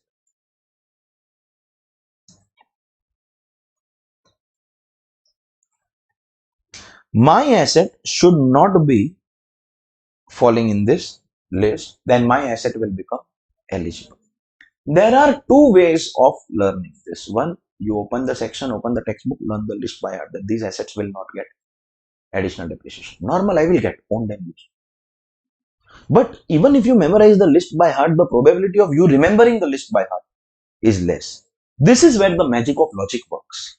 I am going to give you a trick in which you will be able to cater to this situation without in fact learning the list also. All you have to do is at the side of your brain, keep this logic. Is this asset manufacturing that product which I will sell in the market? If yes, so it is eligible. Is it being used in the manufacturing process? Then it is eligible. Any asset which is plant and machinery but not used for manufacturing activity is disqualified. The whole idea behind additional depreciation is to be able to use it for manufacturing my end product. And therefore, anything which is not being used in the manufacturing process will fall in the list of ineligible. You don't have to learn. Still, for your convenience, I'll take some of these examples to make you understand what we are actually or exactly disqualifying. Something like your office appliances. Think about it. Think about it. Your computer laptops, can we have tea coffee machine in office? Can we have a water cooler in our office? These are all plant and machinery. Now, we are manufacturers. These assets are plant and machinery. Tea machine, coffee machine, and they are new. Are they fulfilling first three conditions? But we can't give additional depreciation. Normal we will give. We can't give additional. Why? Not used for our manufacturing activity. So we can't give. Do you understand? And therefore disqualified. You understand? Take one more example. Ships and aircrafts. Are they plant and machinery? New. We are manufacturers, but they are not manufacturing our product. We won't give additional depreciation on them. Motor cars. Plant and machinery, new, but they are not manufacturing our product. Any asset which is used in the manufacturing process will be eligible for additional. Other assets will only get your normal depreciation. Understood now the condition and the logic? So, ladies and gentlemen, four conditions only. Four conditions. Conditions are over. Logic of three of them is over. One logic is still remaining. Which one? That we will discuss. That logic is hidden in the next point, the quantum of deduction. That now that I fulfill all the four conditions, I will get additional depreciation. How much? Once I explain how much, I can explain the logic of this. But except that logic, are conditions understood? So listen, effectively for depreciation, we have 2 plus 4, 2 plus 4. Two conditions are primary. What? Owned and used, owned and used, owned and used. So we get normal depreciation on all the assets. By the way, this is plant and machinery. So normal depreciation is 15%. Plant and machinery, no. If we fulfill 4 extra conditions, so we will get extra depreciation. The 4 extra conditions will be only manufacturer, only plant and machinery, new and eligible. The extra conditions are only manufacturer, only plant and machinery, new and eligible. If we fulfill 4 extra conditions, we will be getting extra depreciation. You all know the conditions 2 plus 4 and you all know the logic of everything except by new asset. Once I fulfill these 4 conditions also, will I get normal and additional both? Normal will be 15% because this is plant and machinery. How much will be the additional depreciation? Additional depreciation will be given to me at 20%.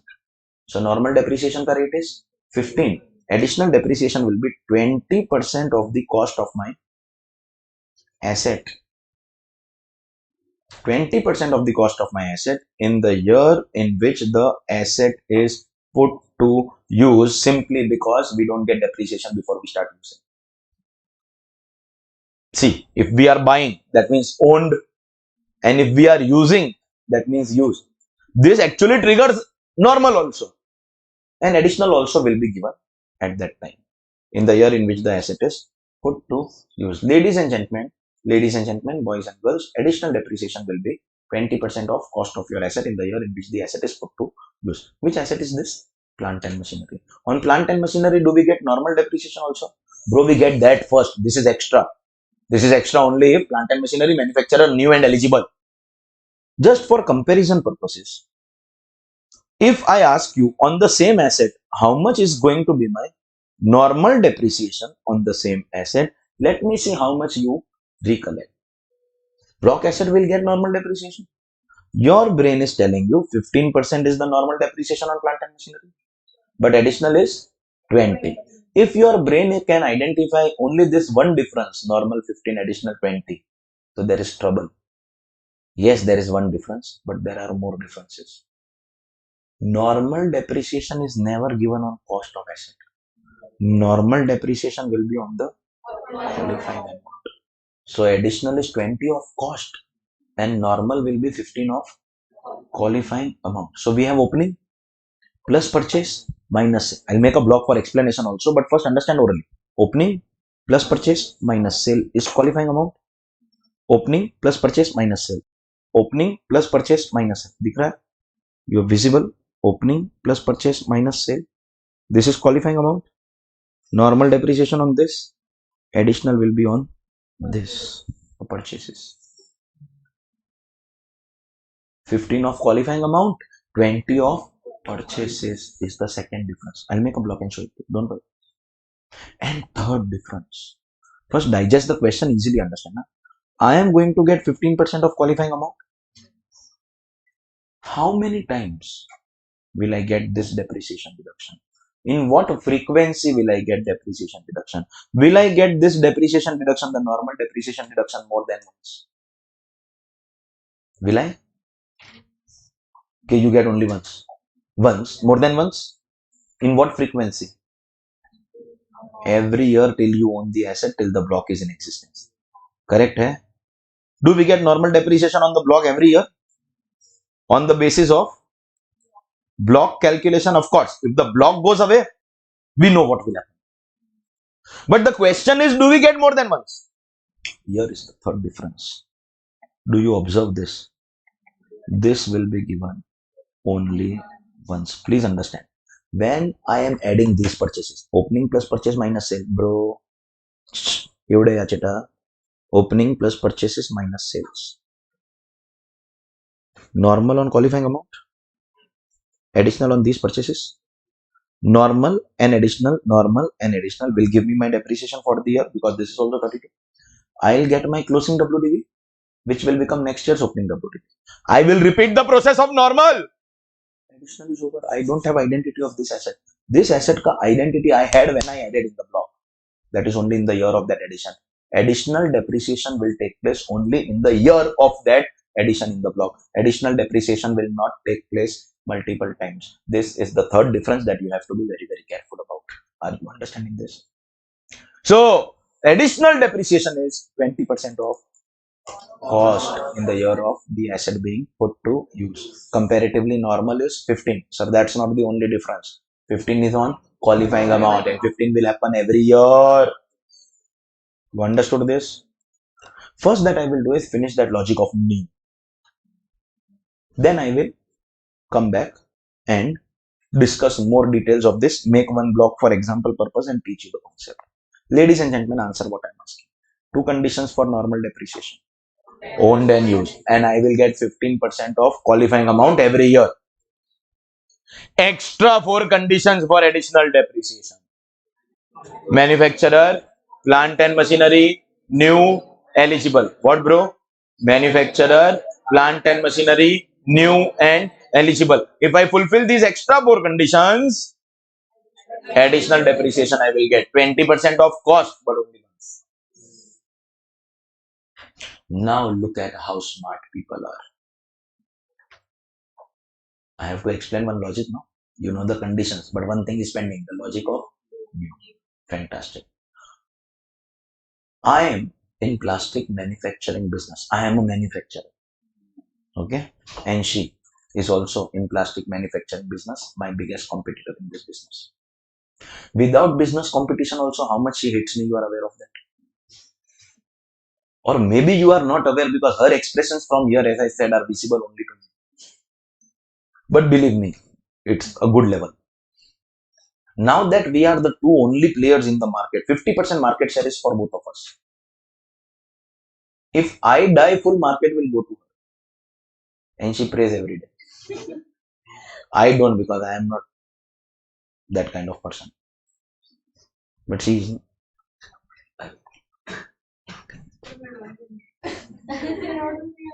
Why? I am not dying. I purchase a machine in my manufacturing business. She also purchases same machine. In fact, we both have each other's informers in the other organization. All information keeps on coming. Both of us will get normal depreciation. Chill. Both of us will get, example hai, both of us will get additional depreciation. Ye bhi she is doing acting. Both of us will get normal depreciation as well as additional depreciation, because it is year of purchase and it is new and we are manufacturers, plant and machinery. Normal, additional, both of us. Year 1 over. Now year 2, we'll have brought forward WDV. We'll get normal depreciation again. 15% of this WDV, assuming no purchase, no sale. Additional depreciation we will not get. Why? Because it is only in the year of purchase, adding in the block. Year 2 we won't get. Correct hai? So year 1 we will get normal and additional. Year 2 we will get only normal. Okay? Fantastic. At the beginning of year 2, I call her. Hi bro, what's up? She gets scared. One of my biggest competitors calling me. What may be the intentions? Has he called me to threaten?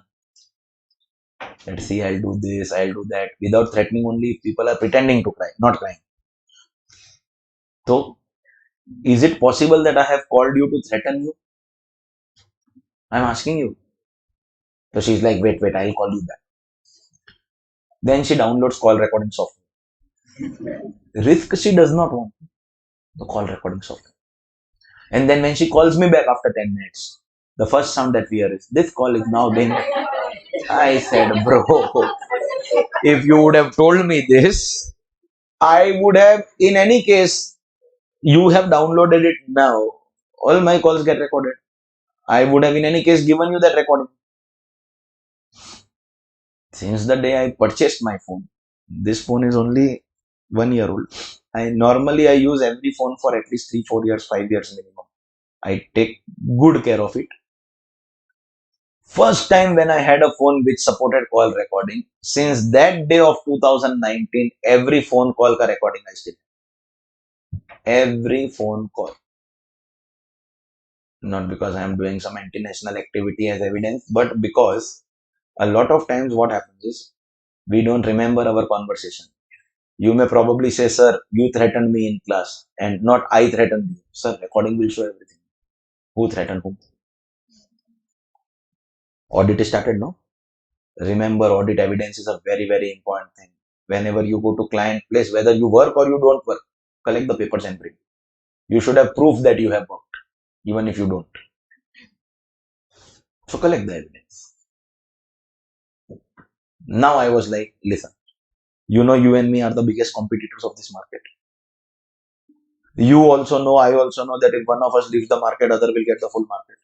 Let the competition remain in business. You're not understanding. Every time you don't have to fight with your competitors, disrespect or humiliate your competitors. You can be respectful and still do good work. You can be useful for each other and still do good work.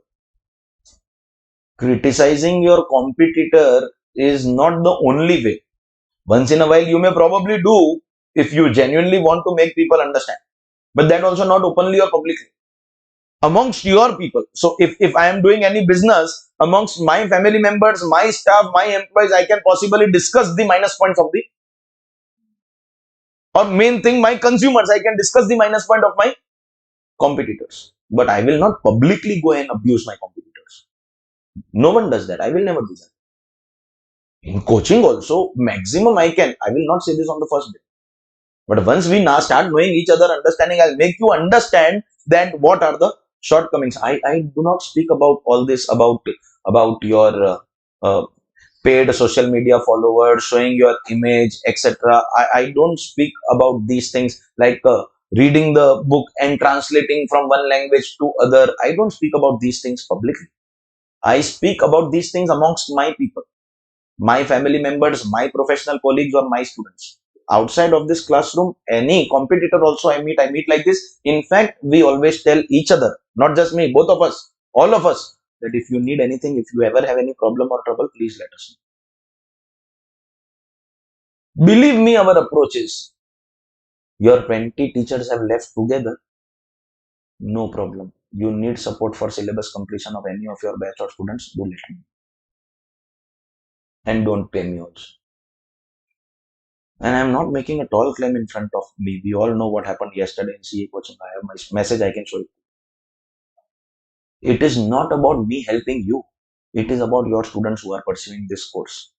If injustice is done to them, they will start criticizing the CA course, which is a life-changing course for people. You need any support, my subject, any other subject, I am there for you. Is what I believe in. So that's my belief in the plastic business also. Let there be healthy competition in the business.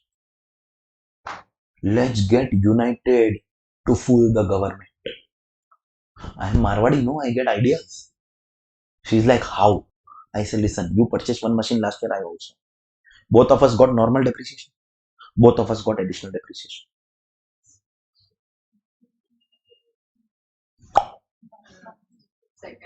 You sell me your machine, I sell my machine. Bro, we don't have to pay each other anything because selling price of mine is cost price yours, vice versa. In fact, we don't have to move the machine because the name is not written now. You debit my account saying machine sold and credit my account saying machine purchased. I also do the same thing. We just have to debit and credit each other and close the account. So no monetary movement, no machinery movement. In the block, what will we do? Start with opening WDV, which is last year closing WDV after normal and additional. Add purchase minus sale, same amount.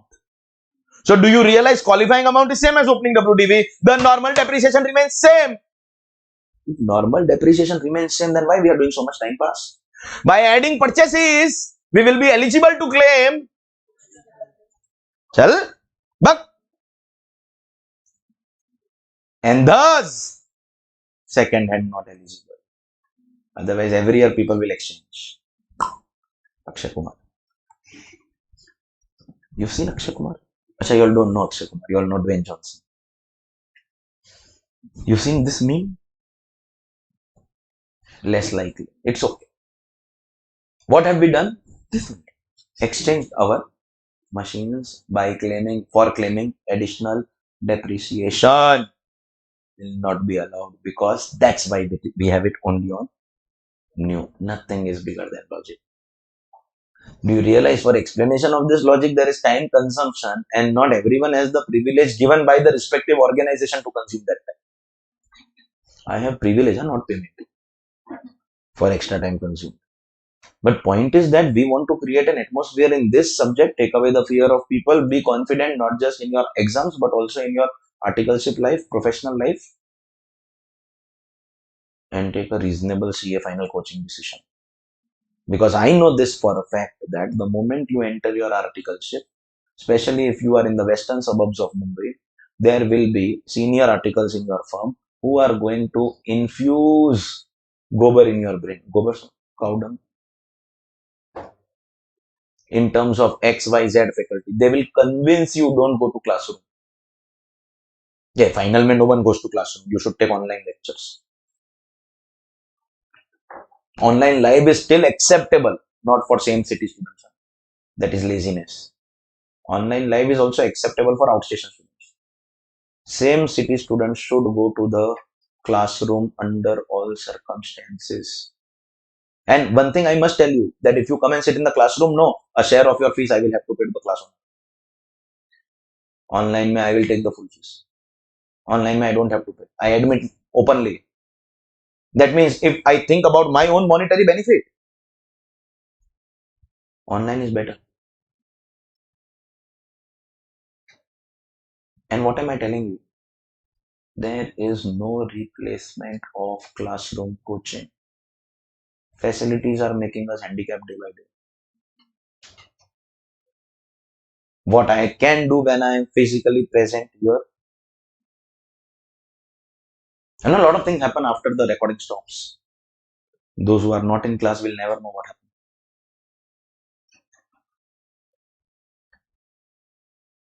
Physical classrooms cannot be replaced, no matter how we adapt to technology. We do latest technology. I adopt technology before anybody else, but still staying with the traditional touch. People in your office will convince you to go to X, Y, or Z for online lectures. Remember, nothing is bigger than logic. Remember this. And I'll be very happy if you enroll at any other place because then only you will come to know the difference. Simple question. Is this a small line or a big line? Small or big? Bro, you can only decide if you have someone to compare. So go. Wherever you want to, you may please go. But don't come and tell me. I've told you this before. So, ladies and gentlemen, boys and girls, there is logic behind not allowing second hand. Understood the logic Logic helps you not understanding the law, but being in a position to go and teach it to people. More than that, if you know the logic, it is as good as you have learned the law in class itself. When we don't understand things, no, we have to memorize. I have seen students only plant and machinery, only new, only manufacturing, only plant and machinery, only new, only plant and machinery, only new. Book close. Only plant and machinery, then only. Then they open the book again because they are trying to memorize without understanding. Classic case of Chatur Ramalingam. Then when you give your exam, institute will do chamatkar.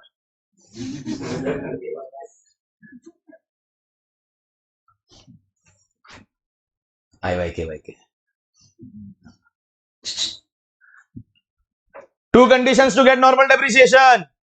Owned and used. If you want extra, then extra conditions. If I fulfill extra conditions, I will get 20% on the cost of the asset, but this will come only once and 15% will come every year. Let us understand. We'll make a plant and machinery block. Actually, full block asset method, we took furniture as an example, but here we have to take plant and machinery. So, supposingly I have opening WDV 10 lakh rupees. Now, we are now doing only quantity column. Okay? Sorry, my bad. Amount column. Add purchases. Say 5 lakh rupees. Minus sales 2 lakh. What is your qualifying amount? 13. Have you received 2 lakh on sale of asset this year? Bank account check karo. Check your bank account. Have you received 2 lakh? 2 lakh, 2 lakh. Income of 2 lakh. Calculate capital gain on. No. Block is in existence. What will we do? Depreciation. We will be having two depreciation. Normal and additional. Bro, normal ka rate you know. Additional also you know. But there is a big difference here. Normal depreciation will be calculated on 13 lakh and additional on 50 on 2 lakh. Sorry, my bad. No, I should not try to confuse you because you are already confused. My intention behind putting effort in confusing you is to check your level of confidence that no matter what nonsense I do, you have to be confident. No, sir, this is the correct answer. But already confused people are getting more confused. So let me only say normal on qualifying amount and additional on cost. Everyone is clear. This will be your depreciation.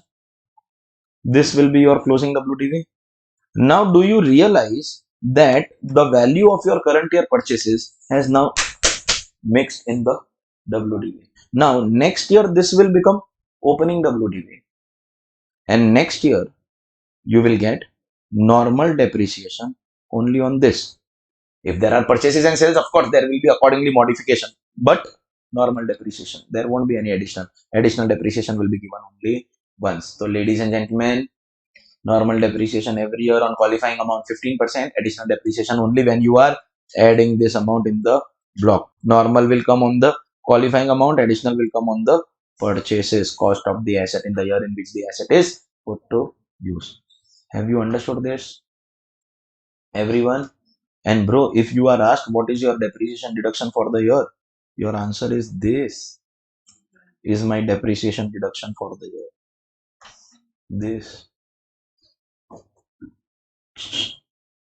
9 out of 10 students while solving questions in exam do not realize that it is plant and machinery, so we can't do only normal, we have to also do additional. Unless they specify Mr. X purchase second hand plant and machinery, which is clearly indicating that no addition, or new building, new furniture. If the question is silent, then you will be doing additional depreciation on every plant and machinery purchased, not on the qualifying amount. Correct hai, everyone? Fantastic. Next. So basically we are done with conditions, 4 conditions and quantum. Conditions and quantum. 2 conditions for normal, extra 4 for additional. If an asset is purchased during the year, if an asset is purchased during the year and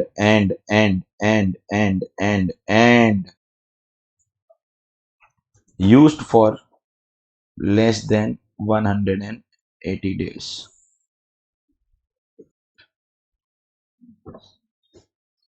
What do we do to normal depreciation in a case like this? Half rate. Listen to this. As per this half rate rule, what is the statement here? That if you purchase during the year and use for less than 180 days, both activities should take place in the same year. Your deduction under section 32 will be half. Mitro, your deduction under section 32 will be half. Is normal depreciation deduction under section 32? Yes. And additional is also under section 32, which means that additional depreciation also will be restricted to half rate, where we can say half rate here has only one possibility, 10%. See, normal may we have 5% block, 15% block, 10% block, 25% block, 40% block. So all of them will become half.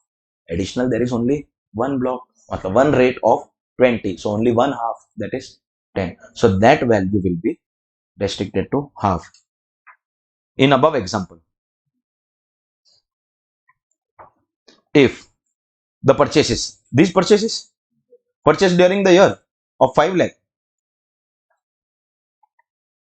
were for used for less than 180 days.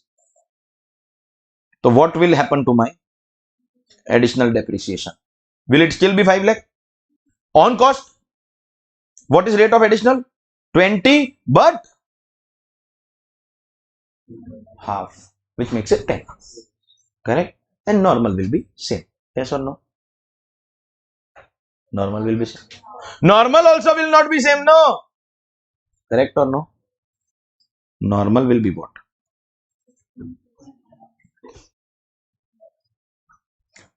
5 lakh ka 15% half. Okay, you tell me. I keep the example in front of you. Additional, you understood? This will not be 20 of 5. This will be half. So 10 of 5. Yes, please. Normal. This is test whether you have understood the block asset method. Come on. 8 lakh full. Then 5 lakh half. Wrong. First half rate on 5 lakh. So 5 lakh into 15% and balance 8 lakh also 15%, but difference being this 15% will be half. This total will be your depreciation deduction for the year. So can I say half rate applies here also? Of course. On additional it will be on cost, and on normal it will be on qualifying amount. Is that clear? Everyone is clear? Okay, fantastic. But here there is one genuine request of the assessor. The genuine request is this, sir.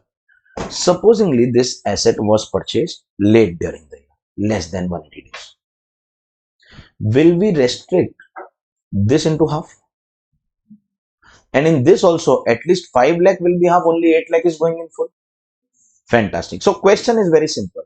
If it is used for less than 180 days, will we apply half on both of them? Okay, very good. Let's continue the story.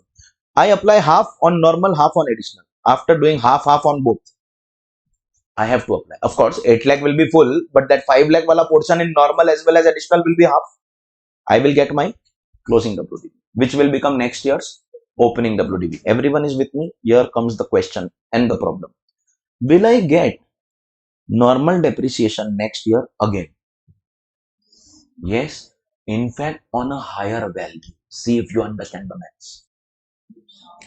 If I am getting less depreciation today because of half rate, that means my closing WDV will be higher. So next year I will get more depreciation. Everyone agrees? Everyone agrees. And normal I will get again next year. So listen to this carefully. If normal depreciation is restricted to half, no problem. Next year I will get again that also on higher value. Correct? If additional depreciation is restricted to half, there is trouble, because next year, come on, there will be no additional depreciation. So if I have acquired my plant and machinery in the later part of the year, January, February, March, less than 180, will normal be half? Additional also half. On that much value, of course. Normal on that much value and additional comes on that cost. Both will be half. Normal will I get again next year? Full. That also on higher value. Additional will I get again in next year? No, because additional comes only once. So assessee is like, sir, this is not fair. This is not fair. At least in normal, we don't need any, we don't have any problem because we are going to get it again next year. But additional measure, it is becoming a little unfair to me just because I purchased my machine late.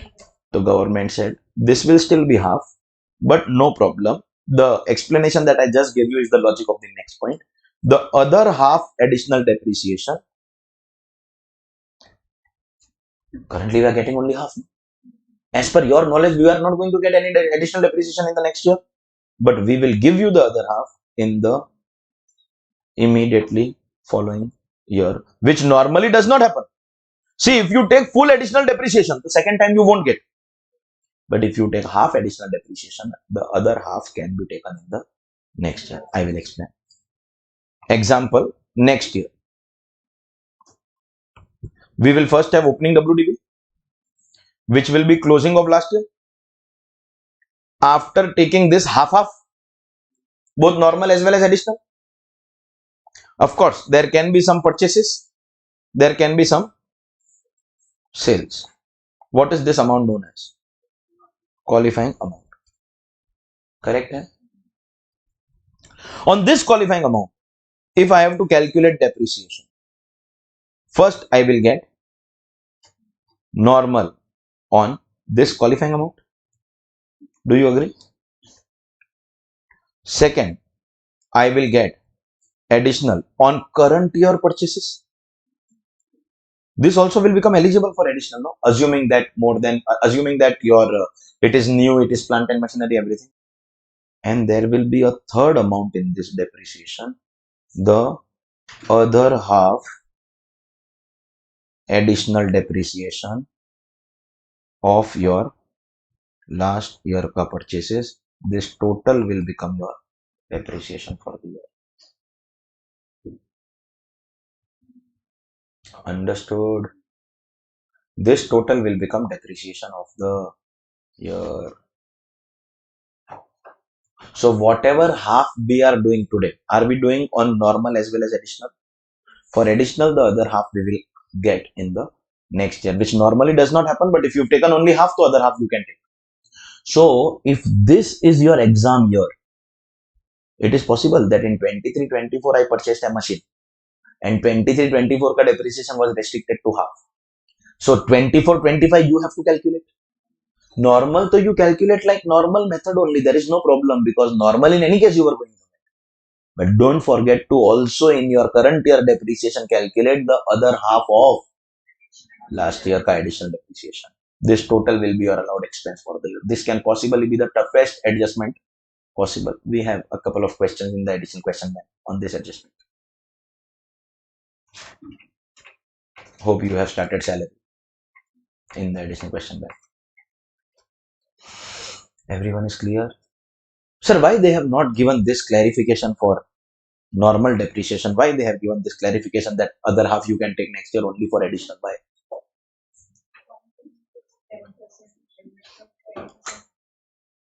Why they have not given clarification for normal is my question. Because normal clarification is not required. Any which way we are going to get it every year. In additional, we don't get every year. Therefore, clarification is required that the other half will come in the next year. Is that clear? So, additional also will be half, but the other half can be taken in the next year. Everyone is clear? Alright, bro. Last point H. The definition of closing WDV has been given.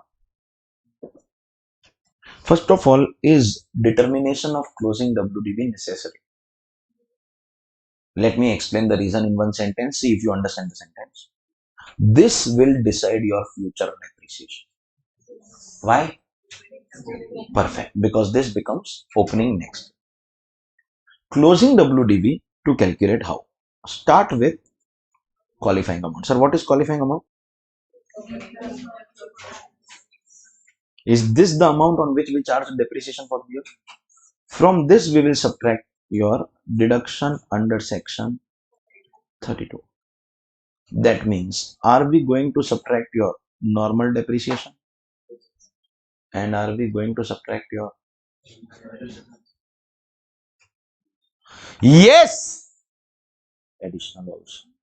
Because additional is also a deduction under section 32. Do you understand?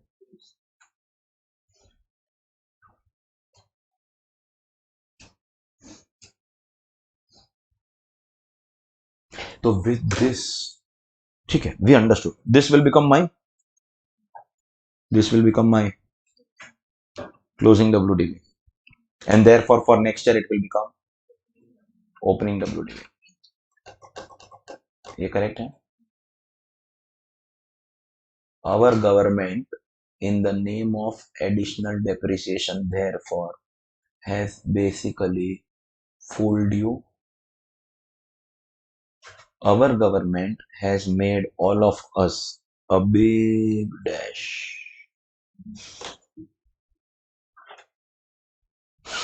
Bhakti and Adnan will have to leave the class because I am going to speak that word in class.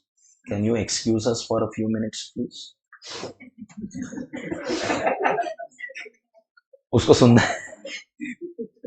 These words are words which cannot be spoken in front of minor children. Please, kids, please, two of you. She's making way for you. ऐसे नीचे जाके don't make me. You can leave. Please, can you excuse us for a few minutes?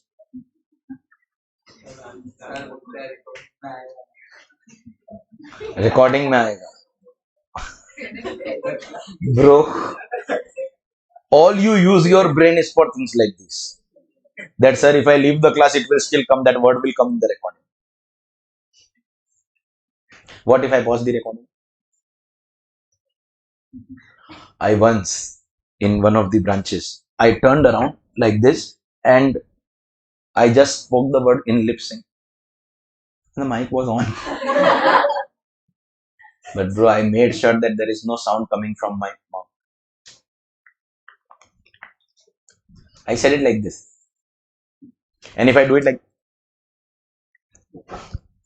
you won't understand. But our government has made us exactly the word which you are thinking. Pagal. Reaction they. She's like, nah, झूठ बोल रहा है. No. Pagal. Wait, what do you guys call it? Mundan, potan, something like that. Pagal, mad.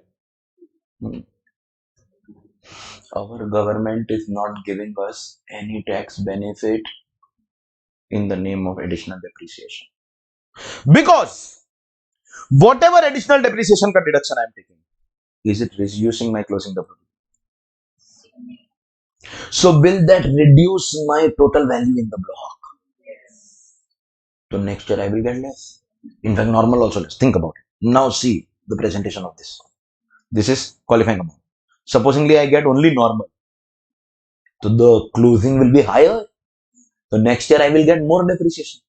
But with this I take also the additional. So closing will be lower. So next year I get less, both normal and additional. So I won't get only, except if I am adjusting the other half. It is not additional depreciation, it is early depreciation. Means one thing we understand, that in any case, if we are subtracting our depreciation from this value, it cannot be more than the value in the block. The maximum tax benefit that I will get is the value in the block. I can't get more benefit than that in the name of additional. I am not getting anything extra. If I don't take additional today, I will get normal tomorrow, more normal tomorrow. Additional is not additional depreciation. Yes, time value of money. Instead of getting the deduction next year, maybe you are getting this year. Bro, there is no time value of money here. When you are in the beginning of your business, no, there are losses. I don't want deduction, already there is loss.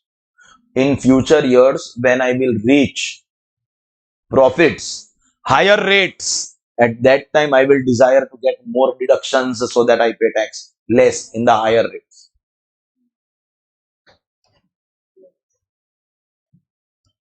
And at that time, the block value will be lower because earlier I have subtracted additional depreciation. The government has made all of us a big dash. Pagal. But I like the way you thought. And that's what they have made us. Exactly the word that you are thinking. Don't speak, bro. Don't speak. It's a classroom. In my absence, you speak everything I know. But not in my presence. I don't want to be a party to it, at least in the classroom. One day, if I keep one stand-up comedy show of myself, first of all, you have to buy the ticket. Don't ask for complimentary passes. So, you have to buy it. Second, please sit in the first row.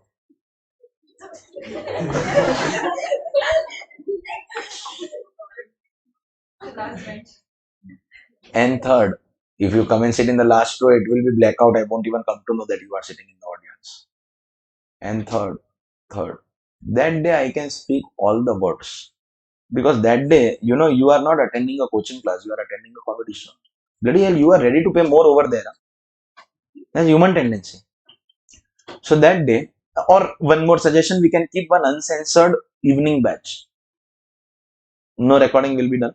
9 to 11 or 11 to 1 in the night, where all these words that we are using code words, now we actually speak the actual words. In fact, we'll take the words of different languages. Okay, so I will teach them the Hindi bad words, they will give the Malayalam bad words, the Tamil bad words. We'll have a, what do we call it? Bad word batch. Adult batch. Adult batch is good, but Bhakti and Adnan not allowed. Adult batch. Kya suggestion? Minor batch. Our government has fooled us in the name of. They are only prejudicially affecting our future depreciation by reducing our block value. Understood? Everyone? And just last clarification, that this additional depreciation will be allowed only in old regime. By the way, my current target is not to teach you old regime, new regime. One day in tax rates, you will be learning both. But little idea about new regime now you can understand. For example, new regime, I will not get HRA exemption. I won't get 1014 exemption. I won't get leave travel allowance exemption. I won't get deductions from salary except standard deduction, that also higher, 75,000. I won't get SOP interest deduction. I can't adjust LOP loss against other profits, other heads of income. SOP में तो interest deduction not allowed, तो loss only is not possible. No? Interest deduction only is not allowed. I won't be getting MP MLA exemption. I won't be getting SEZ cut deduction. I won't be getting additional depreciation. Normal I will get, because normal everyone deserves. Additional is unnecessary extra benefit.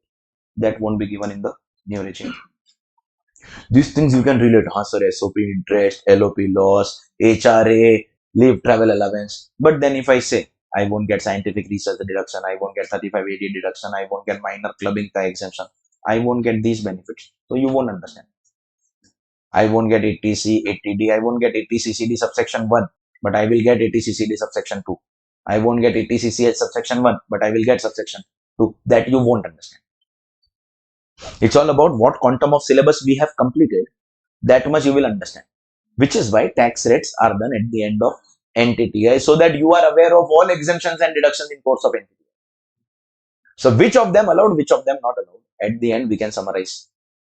So that is not my agenda right now. But just to let you know, because additional depreciation is not bringing any substantial value addition to taxpayer also. As you understood in point H. Additional depreciation concept is now getting eliminated. The moment you go in the new regime. If by chance auntie plans and actually does that, her simplification of replacement of income tax law, she can't delete chapter 6, or if she does that by bringing an amendment, then the whole industry will criticize her. The good idea is, sir, we are completely changing the law. So in the new law, everything will be new. Forget everything. Forget your life insurance, medical insurance, forget all of that. New law, on the ground that new regime is compulsory. If new regime is compulsory, so 40% of income tax gone.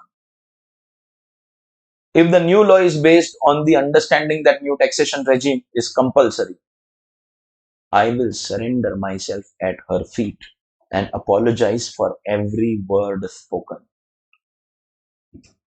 I will tell her, Auntie Maru, I am that dash, Maru. Hit me, Auntie, hit me. I will install nails, killa, not that nail, under your shoes. Hit me with that. Let the imprint come on me. I apologize for everything.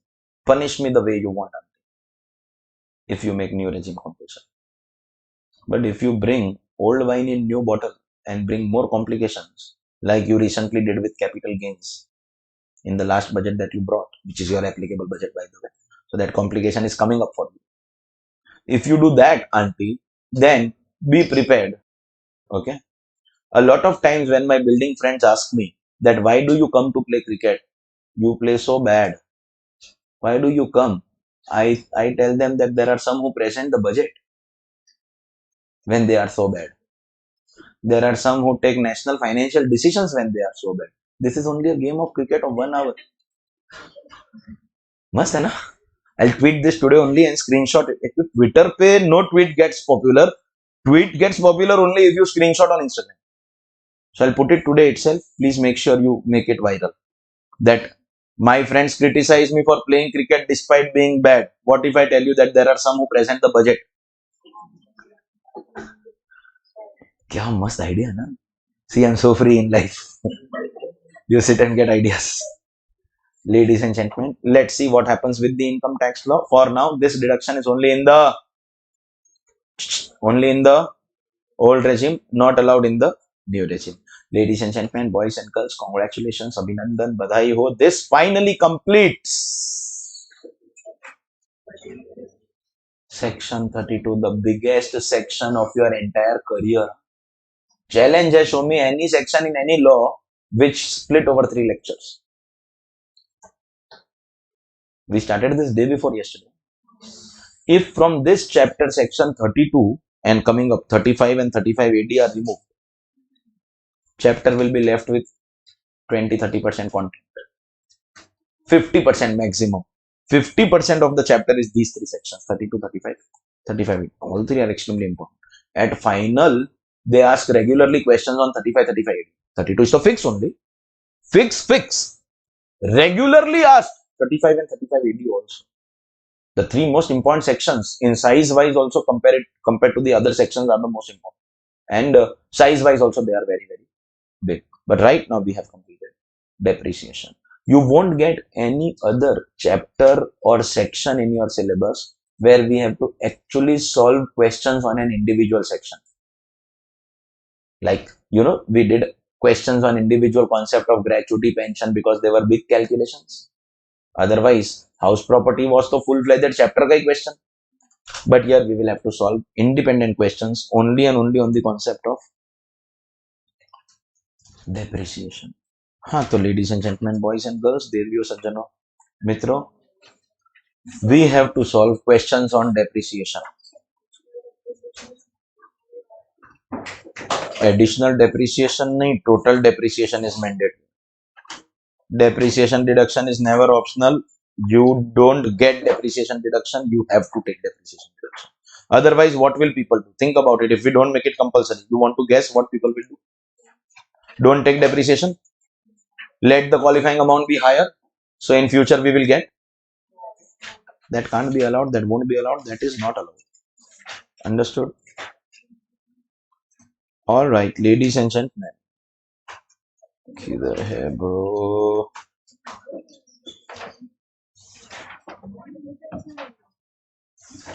Question number 67, page number 109.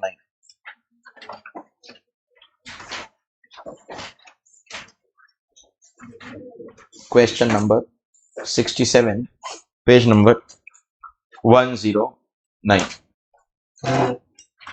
We are doing some questions on the individual concept of depreciation. Yes, please. X and company's sole proprietorship concern was converted into a company on 1st September 24. Before the conversion, the concern had a block of plant and machinery whose WDV on 1st April 24 was 3 lakh rupees. On April 1st itself, a new plant of the same block was purchased for 3 lakh 20,000. A subsidy of 2 lakhs was received from the government on the said plant and machinery. After the conversion, the company has purchased the plant on 1st January 25 for 60,000. Compute depreciation claim for the sole proprietorship concern and the company.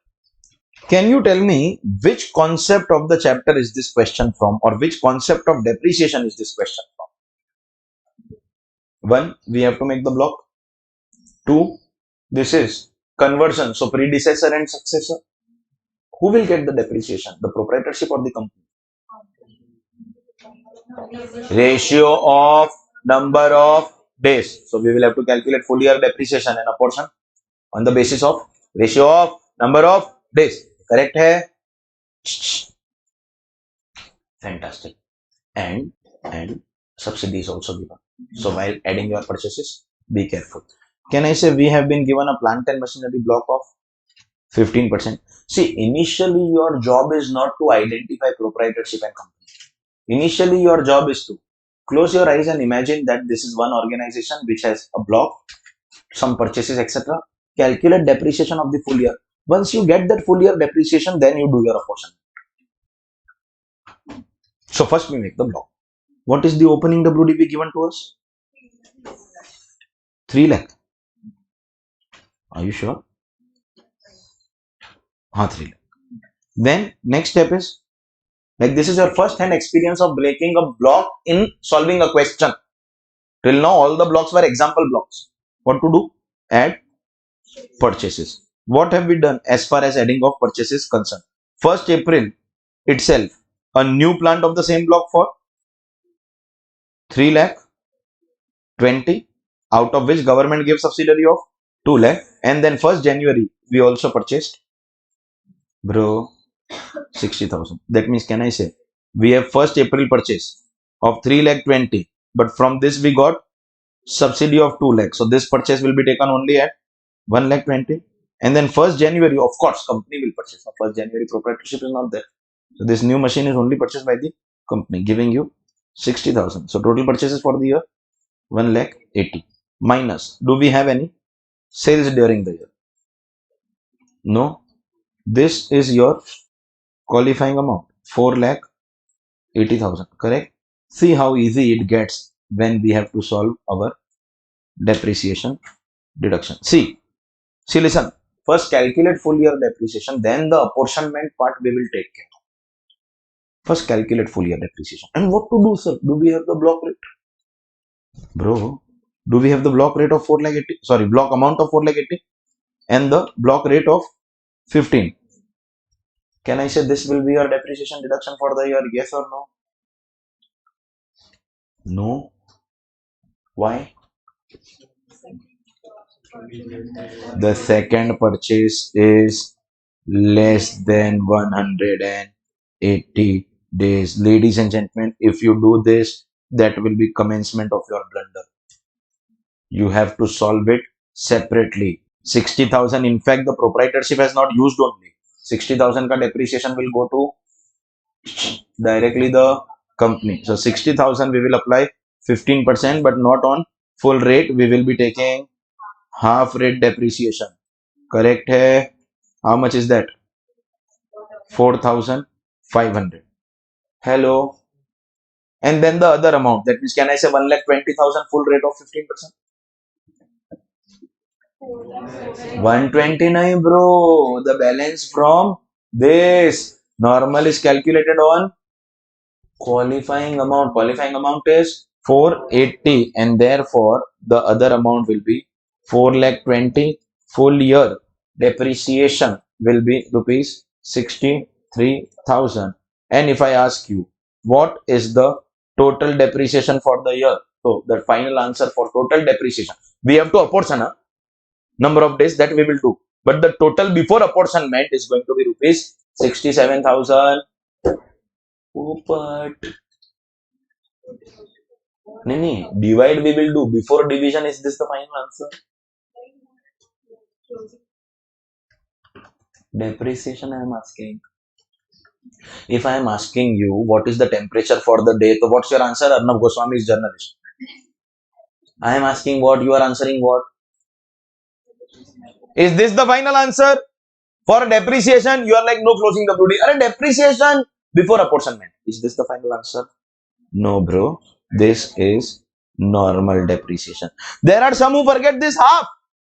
Bro, there are some who forget this full. Mark the depth of the statement. There are some who forget this half.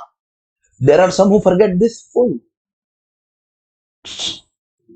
Now don't say, sir, he is proprietor. The manufacturer can't be proprietor. क्या नहीं दिया? Fine, fantastic. Tell me, what is not given? Plant and machinery is given. New is given. Given, no? Now you are talking about the other conditions. Eligible and manufacturer. When nothing is given, while doing the theory also I told you, you do additional depreciation unless they give you something. Supposingly they would have said, what? That this is second hand. This purchase is second hand, or this purchase is second hand, or you say they are trading business, they say, or they say service provider, then you may probably not give. You won't give additional only if there is a specific hint for not giving it. I hope we are clear on this now. Yes, so ladies and gentlemen, additional depreciation 4,80,000 into 20%. Yes or no? No. Cost. So 1,80,000 is the purchase. That into 20%. No. So what? Half rate. 120 half rate. No. 60,000 will be half rate and 1,20,000 will be full rate. So what is the rate of additional depreciation that way? 20%. But on this, it is going to be half, giving you, therefore,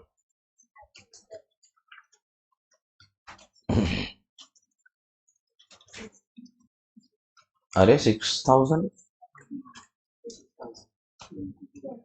and 24,000, resulting in your total depreciation for the year being 97,000 before apportionment. Question is not over. First task is to identify total. Next task is apportionment. Look, closing the booty, they are not asking only why you are wasting your energy in that.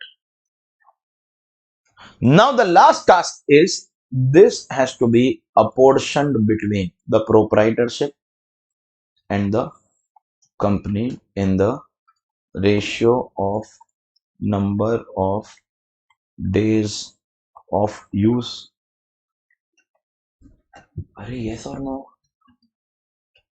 So what will we do? 97,500 into something upon 365 and something upon 365? No, we won't. What will we do? Come on. The 1st January asset, the 1st January purchase asset has got two amounts of depreciation, 4,500 and 6,000. 4.5 was normal and 6 was additional. Bro, that will fully come to the company. Again, a very, very important point in the question. Brightest of students go wrong in this. Sir, why we are not apportioning this anything to the proprietorship? Because if we talk about number of days of usage, so the proprietorship has not used it at all. This asset was used by company and therefore entire depreciation will go to company. This asset's normal as well as additional depreciation. Understood? And let's talk about the balance amount. Now, what is the balance amount of depreciation? Which is nothing but 63 plus 24. 87,000, and of course 87 plus 10,500 is your total. This has to be a portion in the proprietorship and the company in the ratio of number of days. Do you understand this? So this will be 87,000 into something upon something, 87,000 into something upon something. Let me be clear, denominator here will be 365. Numerator please. How 153? From which date to which date you have taken? Just let me know. April to 31st August. From 1st September we will be taking. From 1st September we will be taking for the company. One day before the amalgamation we take the proprietorship. Are you sure? 153. So that will be 212. Giving you depreciation for the proprietorship rupees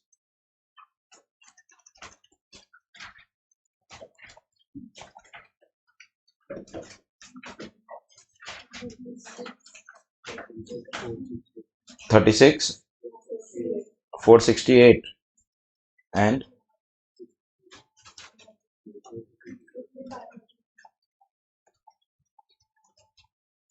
are you 100% sure? I am not 100% sure of these amounts because as I say memorize year after year, but the point is that these amounts last year were different despite no amendment. Can you tell me the reason why they were different last year? Last year we had 366. So last year's answers are in my brain, which will not work now. You confirm these amounts. This is 61,132, is it?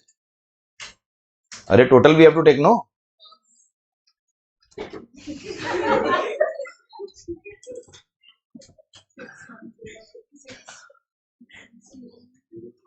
Are this is the total, no, for the company.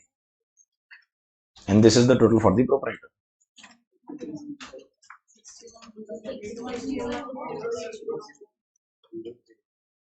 I told you only, no, that you please calculate. And then also check these two ka total should come to 97,500. Double check. Which chapter you are doing in audit? Next chapter. अरे name I am asking, तुम पागल है क्या? मतलब which chapter you are doing? First chapter. Nature and scope. So ऐसा बोल रहा which chapter? First chapter. Pratik, please search for customers somewhere else.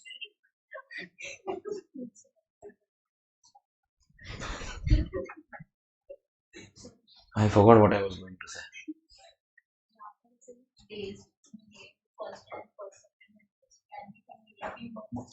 No, because the law is ratio of number of days.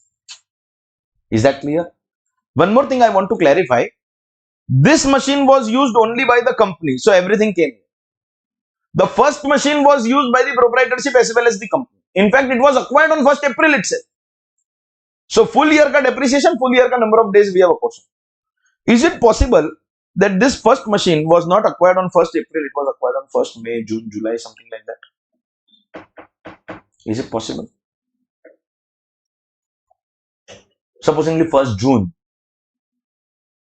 So for that, we'll count number of days for them, the proprietorship, from 1st June only. Yes or no? No. Because even if I purchase on 1st June, depreciation is of full year. So for ratio of number of days, I have to take from April to March. You understood? You understood or no? Depreciation is of the full year, no? Even if machine was purchased in June. Therefore, we will take ratio of number of days from April. Everyone clear?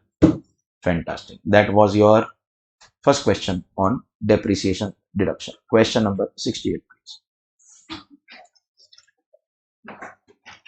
Mr. X purchased a motor car for 3 lakhs on 1st July 22.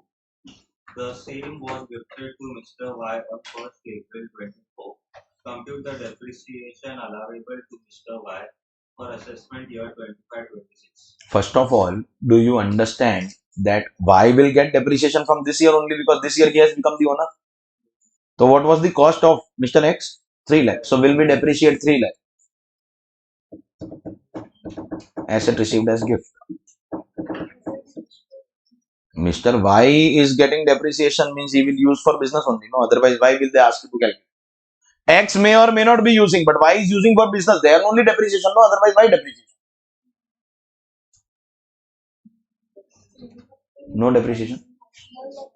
Not on 3 lakh. Then on what? We will take the cost of previous owner, that is rupees 3 lakh, and for this, from this we will subtract. I call it notional because no one has taken deduction.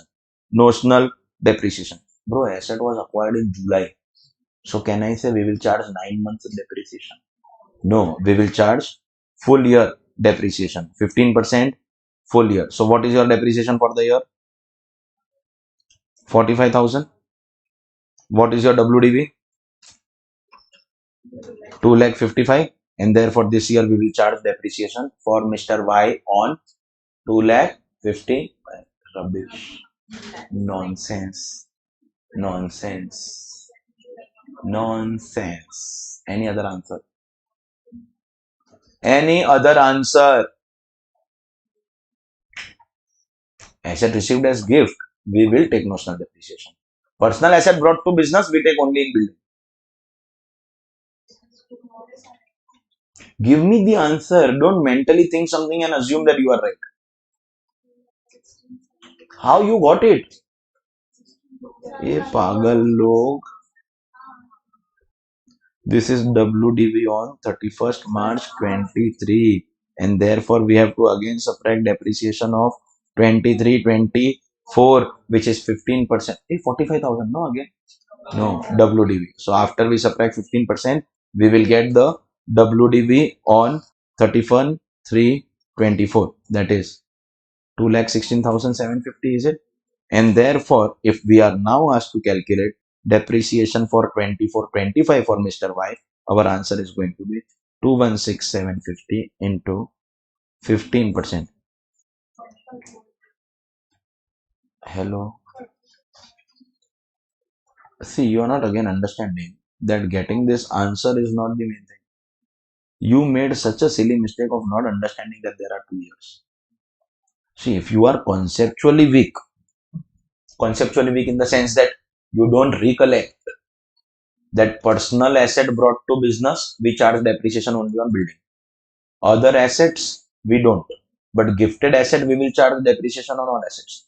If you are conceptually weak, maybe to an extent my fault, bigger your fault, because I have still taught. But if you know the concept and you are making a mistake of not charging 2 years ka depreciation, that's an unacceptable mistake. See, some mistakes are pardonable, some are not. Bro, so please make sure that you don't make such silly mistakes. Everyone is clear? Depreciation deduction for the year. So question number 69. Mr. X purchased a building for his personal use for 5 lakhs on 11th May 22. Subsequently, on 11th December 24, he brought the said building into his business use. Compute depreciation allowable for assessment year 25-26. This is a case of personal asset brought to business. Will we get depreciation from when we bring it to business? Yes. On the original cost of 5 lakh? No. Because this is building, as this is building, we will be taking notional depreciation. What was the cost of this building? 5 lakh. Correct? Hai? Minus we will be charging depreciation. How much? Why 5%?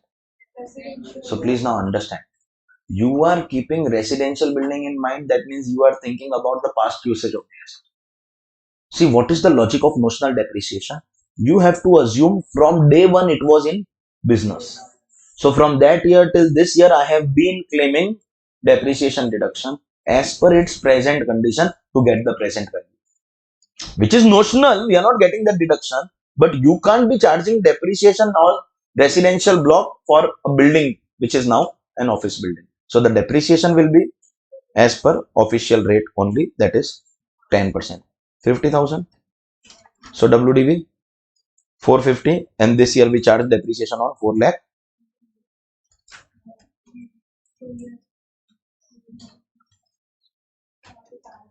तो अरे आएगा तो 450 पे भी won't charge.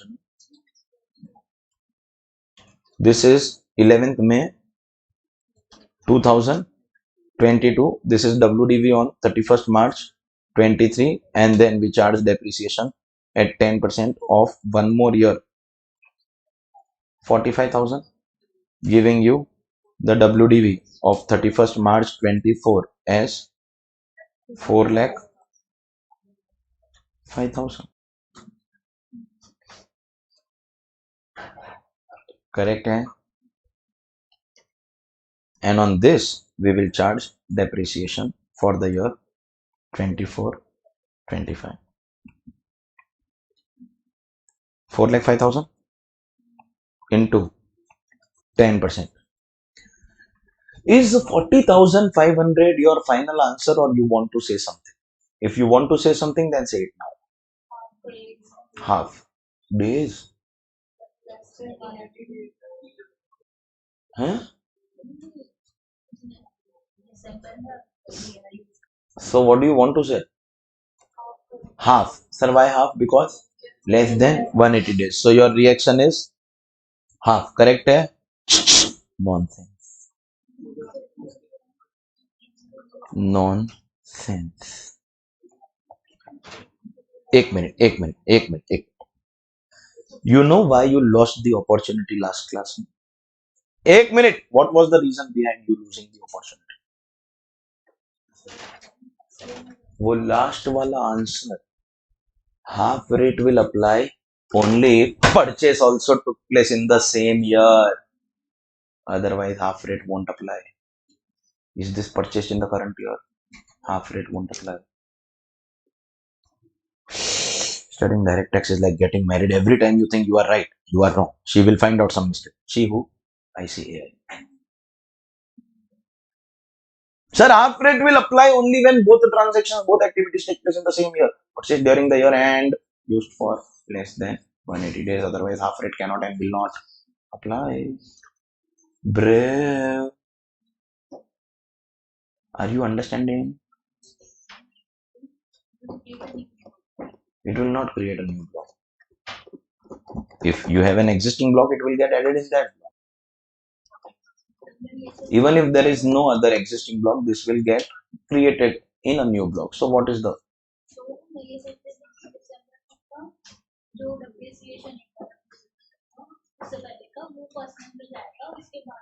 Really? That means, are you trying to, at this stage of Ramayana, simply Ata Manta Ram ko? At this stage of the chapter of depreciation, are you trying to tell me that we calculate depreciation from 1st April to 10 December and 11 December to 31st March? We calculate full or half. We don't calculate day wise or date wise. Is that clear? Second, supposingly it was not personal. Last year I purchased the asset for business. No depreciation because not used. This year I start using in December. So do you apply half just because it is December? Business mein it was there, still we don't apply. So how can you do it that way just because personal asset is brought in business? Come on, bro. Understood? Everyone clear? Fantastic. Question number 70. Question 70 is on power generation business. Power generation business allowed to follow SLM. And what goes on into the minds of the institute people? Look at the kind of names they keep of taxpayers. Question number 70. Huh. Power Failure Limited is engaged in the generation and distribution of power, which charges straight line depreciation on its plant. On 1st April 24, the written down value of the plant is 8,72,300. The original cost of the plant is 10 lakhs. 1 second. If I had acquired the plant for 10 lakh and now the WDV is 872,300, that means what is the depreciation that I have taken till date on this? I must have taken from 10 lakh to make it 872,300. No. How much depreciation I have taken till date? 127,700 is the deduction I have taken till date on this asset on SLM basis. Fantastic. I would have continued that SLM deduction, but the twist took place in the story. What is that twist? Continue. Discuss the treatment in each of the following cases. The company sells its plant on 10th April 24 for 11 lakhs. The company sells its plant on 10th April 24 for 5,72,300. All right. That means there are two cases of selling price. Bro, we did 7 cases. 6, 7, 8, 9, 10, 11, 12. The second case is easy. Let's do the second case first. What is the WDV of this plant? And I have sold it for 572,300. That means the balance 3 lakh cannot appear in the balance sheet, and you will have to eliminate that balance. Where? What will be the treatment of this loss of 3 lakh? Arey WDV 872. and sold for 572. So loss of 3 lakh will be loss on sale of asset. So what will it be? Terminal depreciation, the deduction for section 32 for this year. Normally it would have been a lower amount on SLM, but because we want to terminate, this year's deduction will be the difference between selling price and WDV if you are selling at a lower price. And in case 1, I have sold it at a higher price. Do you realize the profit is nothing but 11 minus 872 300 is the total profit? So that total profit will be capital gain? No. So how much will be capital gain? Capital gain will be only 1 lakh, the difference between original cost and selling price. So what about the remaining 127,700? Balancing charge. That means 127,700 will be treated as PGBP balancing charge and 1 lakh will be treated as capital gain. Understood? If it is less than WDV, terminal depreciation. More than WDV up to original cost, balancing charge, and beyond original cost, bro, capital gain. Clear hai? Fantastic. Now we have more questions. We have at least 2 more questions. Depreciation is one such concept where you should be knowing individual concepts also properly. The faster you answer these 2 questions, the earlier I will give you the break. Question 71. Gopi Chand Industries furnishes you the following information. 1st April 24. Block 1 furniture consisting of 10 furniture, 5 lakhs. Block 2 buildings consisting of 3 buildings, 12 lakh 50,000. Acquired on 1st July 24, 5 furniture for 4 lakhs. Sold on 7th December 24, 10 furniture for 10 lakhs. Acquired on 10th January 25, 2 furniture for 3 lakhs. Compute depreciation claim for assessment year 25-26. You realize they have given us data of 2 blocks. It's a coincidence that both the assets that they have given are block of 10%. However, if they are different blocks, you have to make separately. If you talk about the building, nothing is given. Only the opening WDV is given. There is no purchase, no sale. Whatever purchase and sale has taken place, that is all for furniture. So if I may assume that at least the building block is very, very easy. 10%. Do you realize, bro, opening WDV only coincidentally happens to be the qualifying amount of 12 lakh 50,000. Why, sir? Why opening is qualifying amount?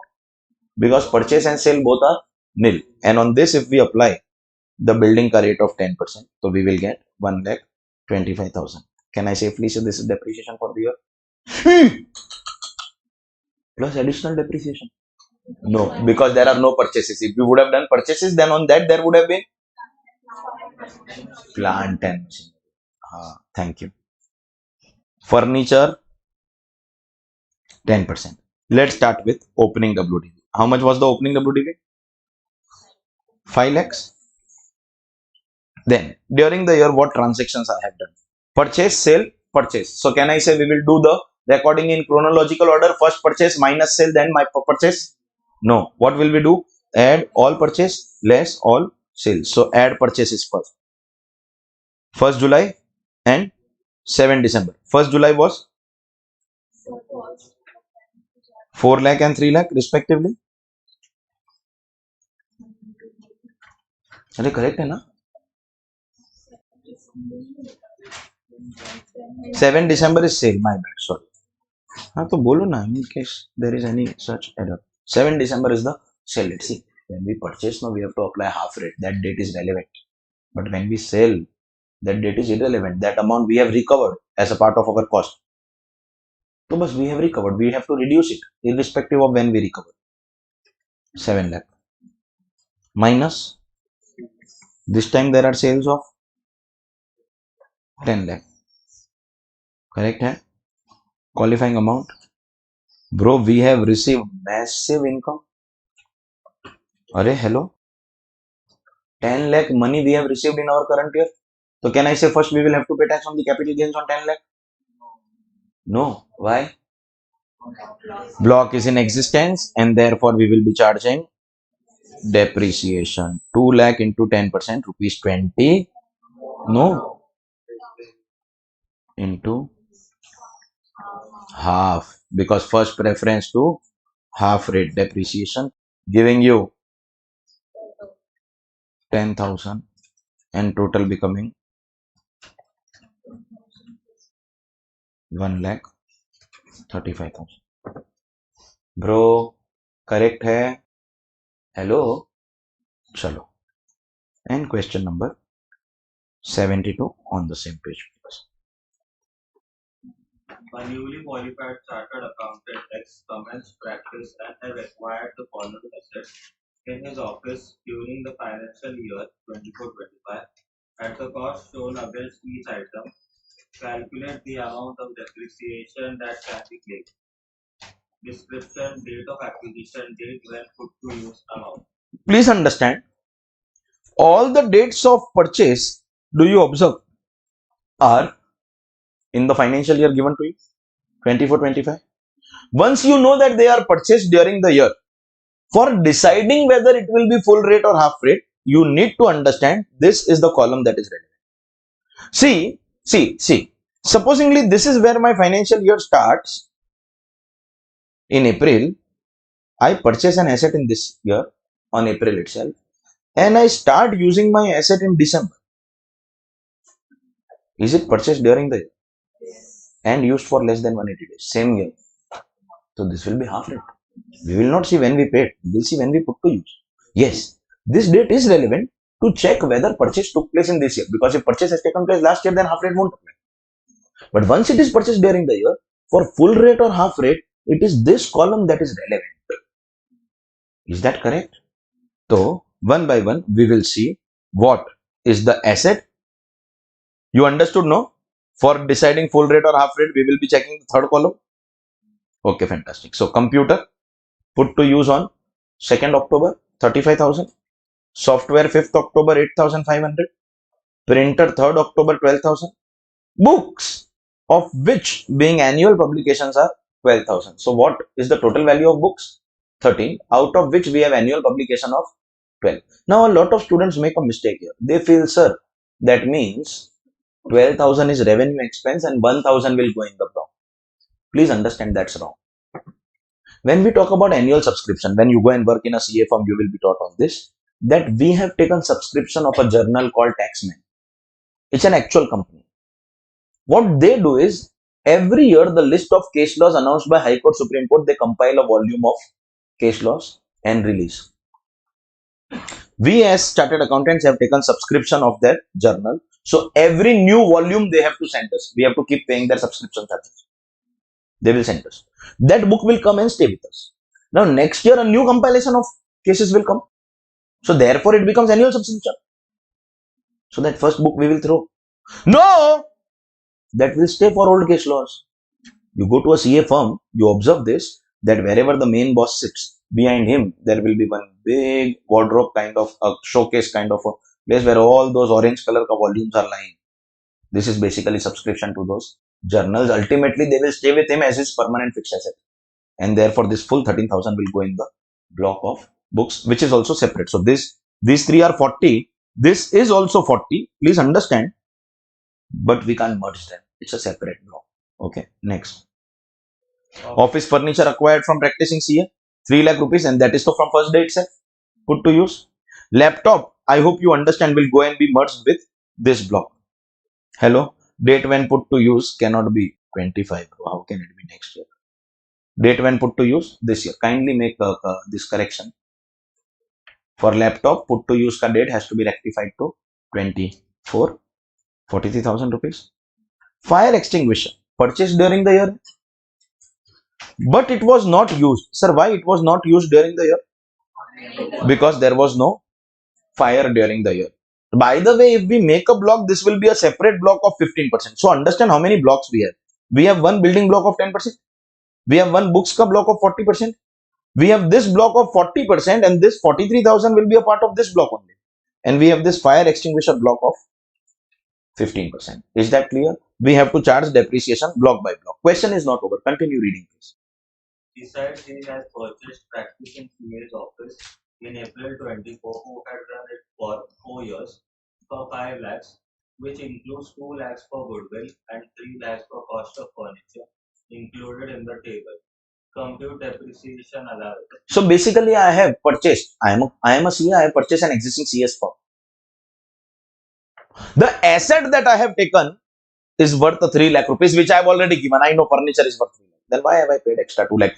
In amalgamation, we have been taught that whenever we pay more than the value of assets, the net payments are more than the net assets. Then the extra payment is being made for goodwill. You know that net payments, net assets. You want to guess how I know all this? Haan, to bro, listen, bro, listen. Can I say I have 2 lakh goodwill as a separate intangible asset block? 25%? No, goodwill is disqualified. Before 21, this question, before 2021, we used to have one more block of 25% for 2 lakh. But from 21, auntie said, not allowed. Is that clear? So we will make how many blocks? 4. 2 40%, 1 10%, 1 15%. Is that clear? The most complicated is the computer one. But I leave the choice to you. We can make the blocks in any order. We have to charge depreciation on all. See the 10% furniture, there is only one asset. Fire extinguisher, we have to still discuss whether depreciation will come or no. And your books also, there is only one asset. And you understood subscription is also fixed asset. So which one do you want to do first? You want to do easy first or difficult first? Difficult first? I appreciate. So first block, computer. Computer block has a depreciation of 40%. See, if you start thinking about everything together, no, you will get confused. One thing at a time. Start with opening WDB. I hope you understand. It's a new assessee. So nothing. Add purchases. You do one thing. Add purchases in the chronology of putting it to use. So first you purchase this 2nd October, then 5th October, then 3rd October, then 5th October. So we will add this first, then this, and then 43,000 and 8,500 you can add together because both of them are same date. So 2nd October, what have I purchased? Computer of rupees 35,000. 3rd October, what have I purchased? Printer of rupees 12,000. And then 5th October, I have two purchases, whichever order you write. One, I have a laptop. Two, I have software, I think, individually amounting to rupees 43,000 and, oh, is it reverse? 8,500 and 43,000 respectively. So what do you have as the total year? 98,500 minus sales during the year? Nil. So what is your qualifying amount on the computer block? 98,500. Do you have your qualifying amount? Do you have your rate? You have both. So apply 98,500 into 40 and finish the topic. No, less than 180. All of them. Story में twist है. This question will also give you that date. If you are ever confused, sir, from which date 180 comes. Chalo, let us understand. Let us understand. Supposingly an asset is used from 1st October itself. That means I have used the asset in October, November, December, Jan, Feb, March. So what is the total use of this asset? 1st October it is coming to 181. How? I want exact date. 1st October. See, I am not asking this question. I am making a general rule for you. If I acquire anything on 1st October, how you are getting 180? I want to know. 182 days. So that asset full. Because this will make it clear. Now you don't need calculator. Full.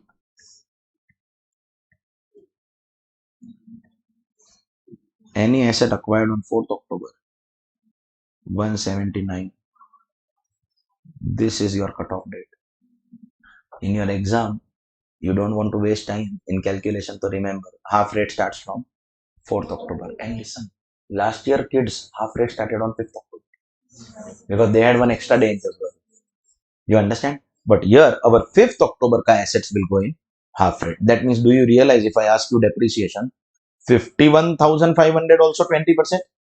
And 47,000 also, sorry, 51,500 also 40%, 47 also 40%, but that 51,500 ka 40% will be restricted to half. You understand or no? Bro, therefore, your total depreciation on computer for this year is going to be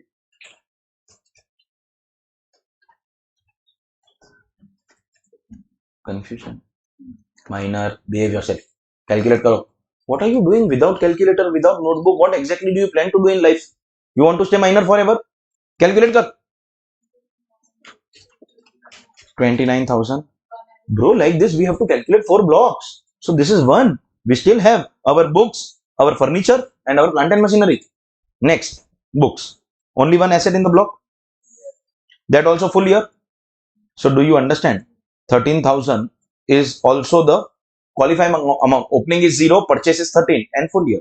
So books ka depreciation 5,200. That becomes 2. Next is furniture. 1st April itself. So 3 lakh. Do you remember the rate? 10%. So furniture depreciation 30,000. And finally we have plant and machinery. Now 2,500 is fine. But the question is, will I get depreciation? Because as the question has not given date of put to use, question says, I acquired on 1st April, but during the full year there was no fire. See, you have brain to understand that we use fire extinguisher only when there is fire. So what do you do as a play with it?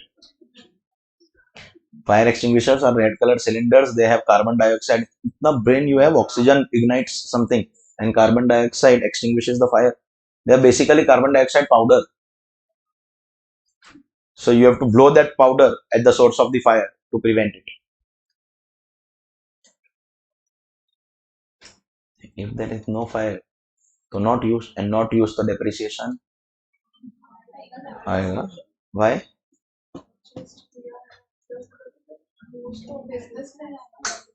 Give me a better answer. Give me a better answer. It is kept ready for use. Bro, use includes passive use. It is kept ready. Bro, think about it. Just because we want depreciation, what to do? Keep up. Bro, once you are successful, more successful than your friend, so tell your friend to turn around and fire extinguish. नहीं समझा? You didn't understand, no? It's okay. Chiku chibu chino. You watch Pogo and name your 4th pet Pogo. There are some people whom we really need to turn around and use fire extinguishers. हाँ, minors are there. So, bro, you understand that we will use it only if required. Otherwise, we will not. And still, we will get depreciation because kept ready for you. So, finally, 1 plus 2 plus 3 plus 4 is going to be your depreciation for the year. Not to forget, there will be no depreciation on goodwill. 64,675. Doubt hai? You don't have doubt? What's your problem? Ask no if you have a doubt.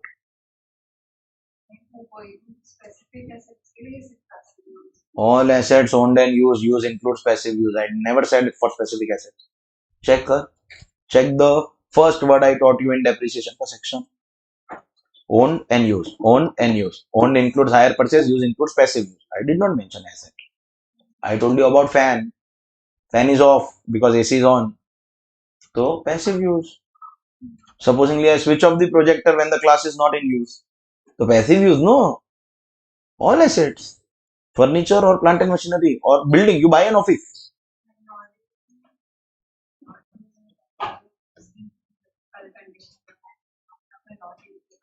Not used. Is neither active nor passive. Supposingly you are my machine vendor. I have booked my machine. I have made you payment. That means have I purchased? But you have not given me delivery only. If you have not given me delivery, I cannot say passive use. So I am not using actively or passively. Is not used. If it is present, it has to be present and installed. You understand or not? Or we can install it whenever we want. We have kept it ready for use. Followed? If we don't have delivery, we can't say that we have kept it ready for use. Clear hai, bro? Fantastic, ladies and gentlemen. That was your concept of depreciation start to end. We start at 3:15 sharp. Hello. Hello. Welcome back, ladies and gentlemen. Let's go ahead. We have completed the biggest concept of our chapter, that is depreciation. Now, just to let you know, this is that amount. This is amount of what? We just completed the question on this. No? What is this amount? Depreciation. So what? What to do with this? This is my allowed deduction. If I make a mistake in calculation of this, no, for example, I don't do this half rate, I apply wrong block rate. If I don't get 64,675, I am unfit for. No, you. Why should I say I? If you don't get 64,675, you are unfit for the exam. You go kill yourself. I have no sympathy for you. I will order a rope and stool online for you. I feel sad and sorry for those who know the calculation, get 64,675, won't get marks. This is the deduction. You see what you have taken. Same amount, no effect. Not taken any deduction, then subtract and take it less. And if you have taken any other amount in accounts, which accountant will do, accountant is crazy. And just to let you know one more thing, this is proprietorship. When you do final accounts of companies, you will be surprised to know this. There is a depreciation ka rate given in income tax as per block, and there is a depreciation ka rate given in Companies Act for maintenance of books of accounts. Rate of depreciation in Companies Act is different from income tax. So in companies, the depreciation in accounts is always different from tax.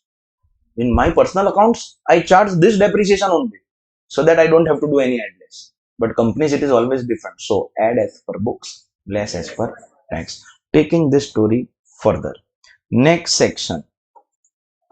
In between, there are some sections. So if you want to know, there is a section 33AB, 33ABA.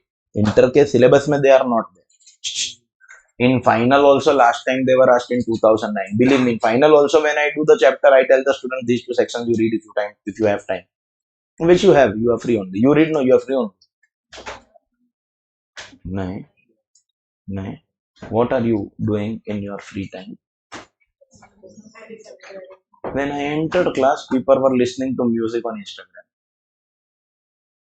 कुछ तो scroll कर रही थी. You were the only one who was sitting, no, amongst you four. That was definitely not something that you were studying. I asked you, what do you do in your free time? Acha, ye not the break time, but other time.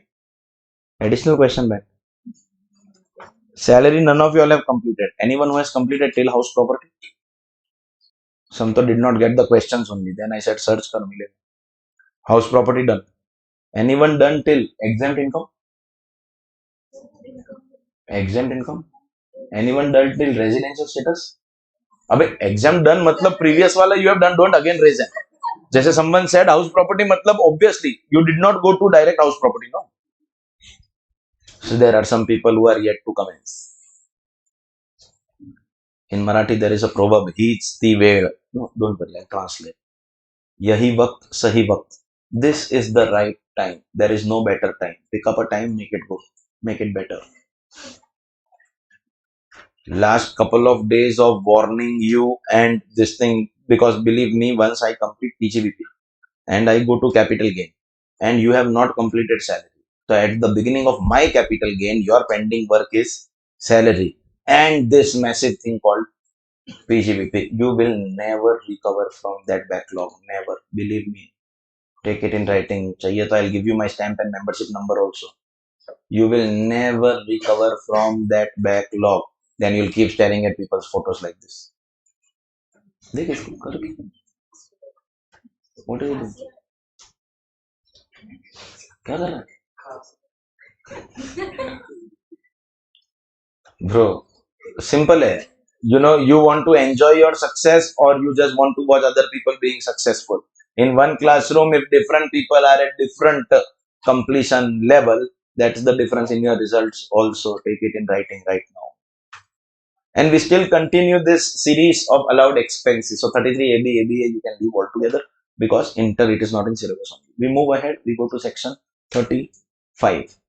Deduction. That means we will be allowed to subtract this if you have incurred any expenditure on something called research. See, research in any business, especially research which is scientific in nature, we call it scientific research expense, is extremely important. Do you agree with that? If you are doing research and bringing new and innovative products, will it help your business? Stupid question I'm asking. Will it help your consumers? Your innovative products will help your consumers. Will it help the general public as a whole? Because if consumers are consuming better product, then that good product is helping them in the day-to-day life. Or forget that. Will you help your competitor also? Yes. Because if you innovate, they also have to, otherwise they will be outdated. Believe me, ladies and gentlemen, so I am someone who since 2013 is recording every lecture of mine. People had no idea about what classroom cameras are until as late as post-COVID. I have been doing this since years. Post-COVID, some organizations started this because in COVID, everyone got experience of online lectures. Initially, teachers were not comfortable. And for me, it was like something which is normal because I have been already doing it since years. I have to teach online, no problem. Whatever I speak offline, I have to speak online. What to do if classes are not allowed? Teachers took time to get used to it. I was already used to it. Post-COVID, classes opened. Some classes promised that now our teachers are used to it, so we will install cameras. And to generate that, edge over competitors, we will give you backup of all lectures, etc. The class owner knows not a single student is going to watch that backup.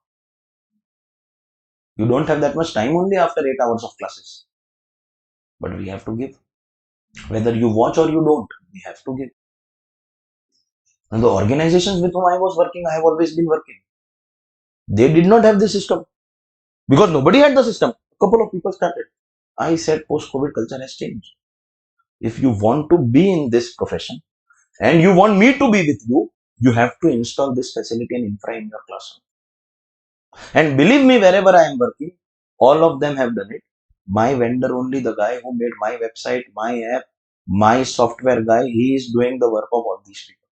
Not that I am taking some 194H from him, but I know he is good. And the same guy has supplied the app, the website, everything, everywhere. I said, you have to do it, otherwise I am only not working with you. Sir, what if the students don't use the recording? Let them not use the recording. We have to give, whether they use or they don't. And everyone now appreciates because this has somewhere been good for the organization as well. If one organization in any business or profession is doing a particular research, then everyone in that industry will have to do, otherwise the others will be outdated, and thus innovative products do help the consumers also. You must have seen, class app or my app, you open the interface almost appears to be same only. In with time passing, what all the class owners did, they went for an advanced version of the same app from the same vendor, which they call by the name of LMS, learning management, because they need to take attendance, test series, everything, all the features. I said I don't have to take attendance because I am only selling video lectures through my app and giving some free courses in the form of videos or PDF to my students. So I don't want the advanced version of the app. So the classes people have actually purchased the advanced version, and I am using only the basic version because that much is enough for me to sell my video lectures. Why pay extra unnecessary? Otherwise, the app interface also was always same. Every classroom, I have said, as far as system is concerned, I have such a portable system that I can put an entire office in one bag and take it wherever I go. And I do it every day, as you are. Install, uninstall, take everything home. You just have to give me a proper light, focus light, and you have to give me a green curtain behind me. You should be aware, those watching online, this blue color behind me is not the actual background of the classroom. I'm sure you must be aware of that. So basically, we use virtual backgrounds. Or those who have ever seen any of the recording know this, that the recording does not look like it looks in a classroom. it is a very, very expensive software that we have invested in. It's a typical newsroom kind of a software where we can put a logo like the news channels put. We can put a ticker. If you see the ticker under me, that will give you the Telegram channel ka link, the YouTube ka link, the WhatsApp number of office person number. I of course don't keep here. Somebody innovated. Everyone will get benefit. Did you understand? And thus research is important. Someone has to keep on innovating. Something as simple as somebody doing research on COVID vaccine, glucose water. The research was simple. The bottle should look like vaccine and put water in it and give it. In fact, some places so they didn't give also. The nurse said, look there. Done, done, done, done. Certificate will come. And if you are one of those students or one of those patients who was just, pinched and said, go, you are lucky, bro. Because some actually took Covishield. Hashtag me too. Covishield. एजी मंगल भाव अमंगल भाव. हाँ. But someone did the innovation, which is why the world again opened. China has all plans to close it. Every morning they also do research. How to close things. Correct? Hai? Bro, research is important for anyone and everyone. And here is the logic. We are going to give you deduction of all those expenses that you incur on research. For example, COVID vaccine. So you must have invested in some scientists, in some doctors' knowledge where they must have done trial and error of different types of medication. Some kind of research you are doing. You will be incurring day-to-day expenses, revenue expenses. You will be purchasing some apparatus, some plant and machinery, some furniture. Like you will be incurring capital expenditure. Different type of expenditure that you will incur, all that will be allowed as a deduction under section 35. This section 35 is divided into 7 parts. So section is 35, but we have 35.1.1, we have 35.1.2, we have 35.1.3, we have 35.1.2a, then we have section 35 subsection 2, we have subsection 2AA, we have subsection 2AB. Totally we have 7 parts. You understand, this is section, this is subsection. So this is 1, 1, 1, and this is clause. Here it is directly subsection.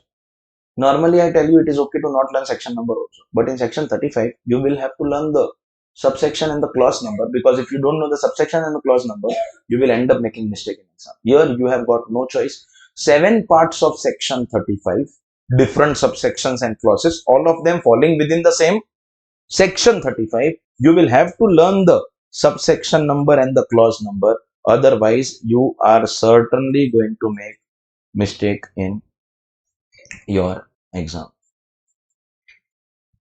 You are going to certainly make a mistake in your exam. Is that understood? So we have incurred expenditure on research. 7 parts. We will do them in sets of 2. Some of them are related with each other, of course. So 7 may we'll do 2 together, another 2 together, and then there are 3 which are related with each other. So we will be doing 2, 3 and 2. The first 2 which are related to each other under section 35. Section 35 subsection 1 clause 1. Can I say the first subpart? And section 35 subsection 2 are related with each other. And apart from that, while it is not on my agenda right now, but I still want to tell you that out of 7 parts of section 35, we are doing 2. Then we have 5 more, 3 plus 2. These are the only 2 which are also allowed in the new regime. So if you talk about the old regime of taxation, we have got 7 deductions under section 35. If we talk about the new regime, we have 2. So does new regime give us deduction? Yes, but only 2 out of 7. The remaining 5 are disqualified. So first 2 also are important from the point of view that they are going to be allowed in old regime as well as new regime. What is this? Let us understand. Government wants to encourage research is the backdrop of this section. We want to give you deduction, and thus we are encouraging research by giving you deduction. If you have incurred something called revenue expense for your own business, what have you incurred, bro? Revenue expense for your own business, and in this business you are doing some kind of scientific research. Three things that you have to be careful about. Expense should be revenue in nature. Expense should be done for scientific research in course of your own business. Then for that expense, the income tax law will give you 100% deduction. Any revenue expense for your own business of scientific research, 100% deduction. Let me give you some examples. Supposingly there is a detergent company which wants to create a formula, daag jai par rang na jai. A formula of detergent which will take away the stains from your cloth, but the color will remain intact. So they will first bring some chemicals for trial and error purpose. They will take a laboratory on rent. They will pay rent of 1 lakh. They will pay the scientist his professional charges of doing the experiment. Hello. They will bring different types of materials, cotton, silk, velvet, and on that they will put different types of stains. Ultimately, research means trial and error. They'll put mud stain, they'll put pickle ka stain, pen ink ka stain, marker ink ka stain. Bro, they will call Ajay Devgan to put stain. Zuma case. Ajay Devgan, you know?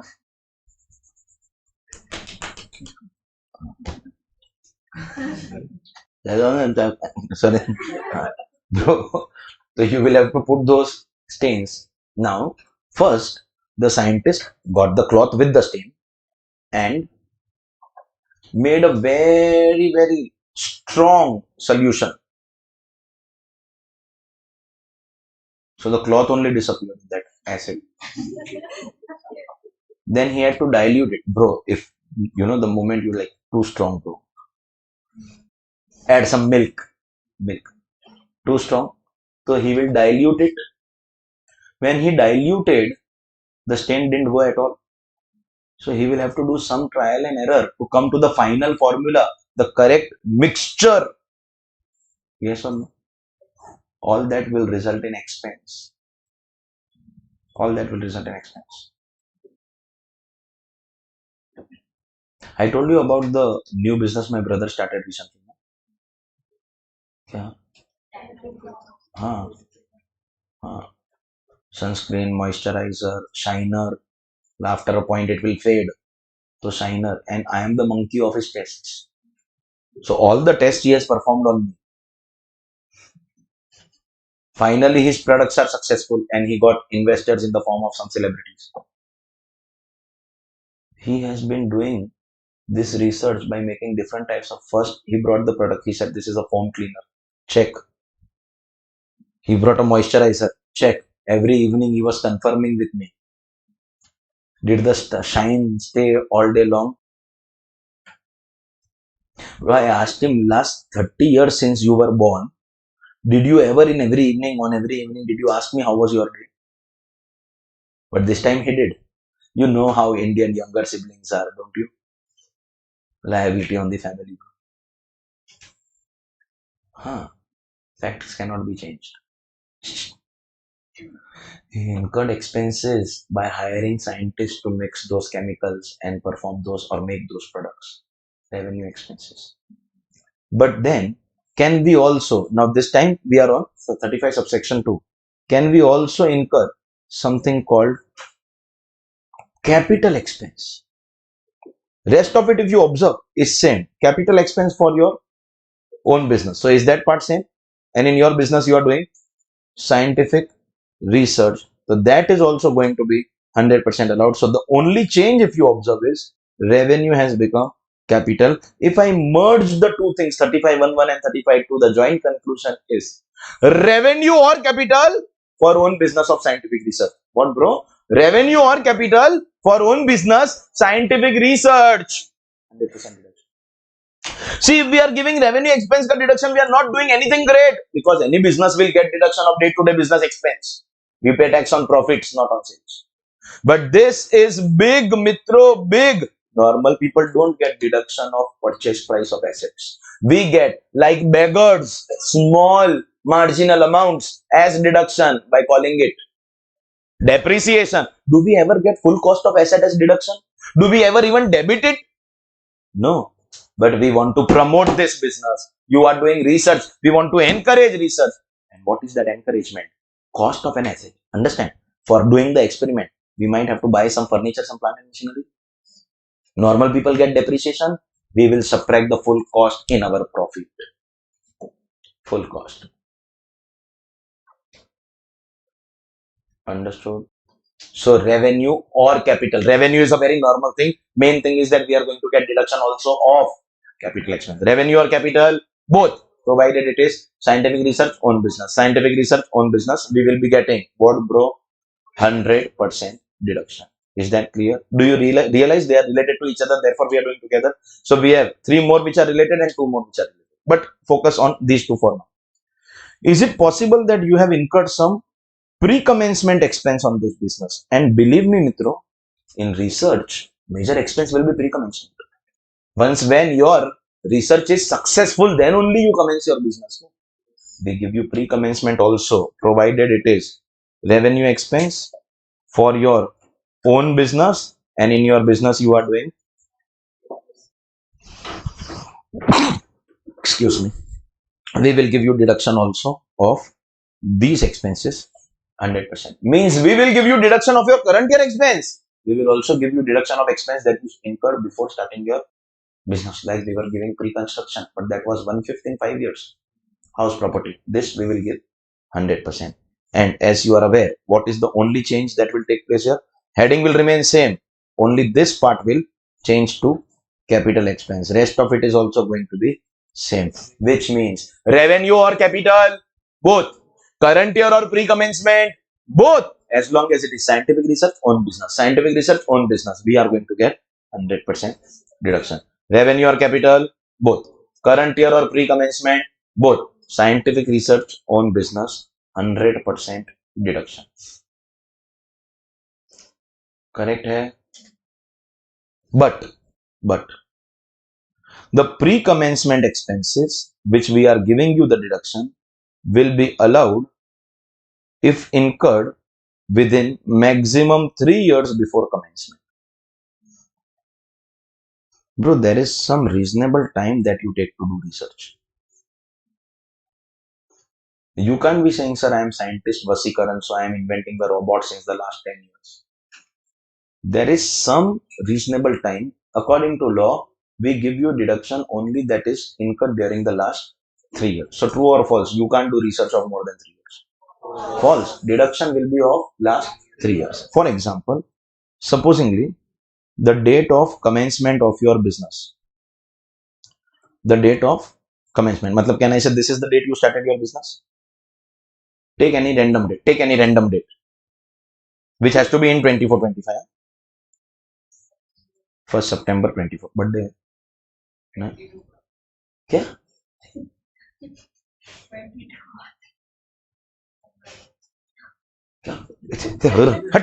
1st September 24 is the date on which you started the business. So any expense incurred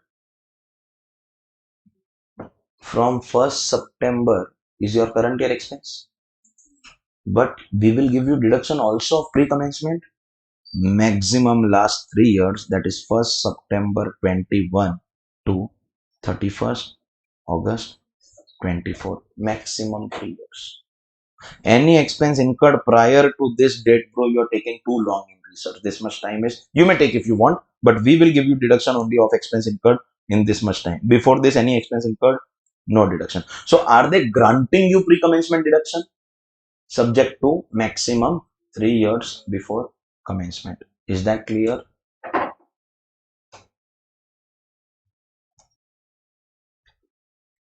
Tada!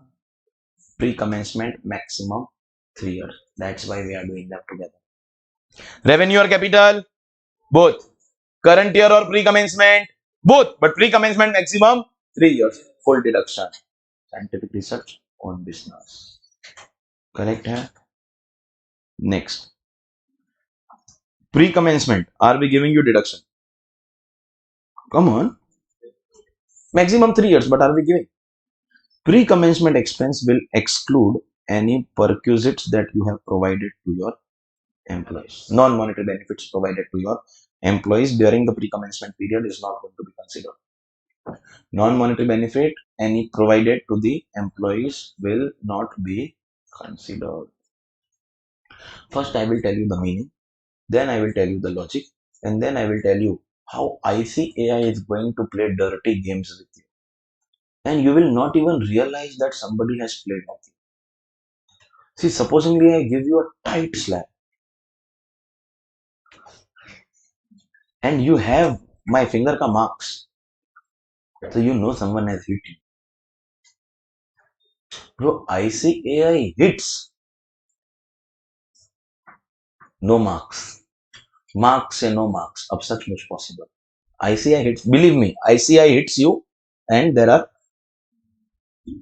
literally no marks here and no marks in. अरे वो वाला no marks.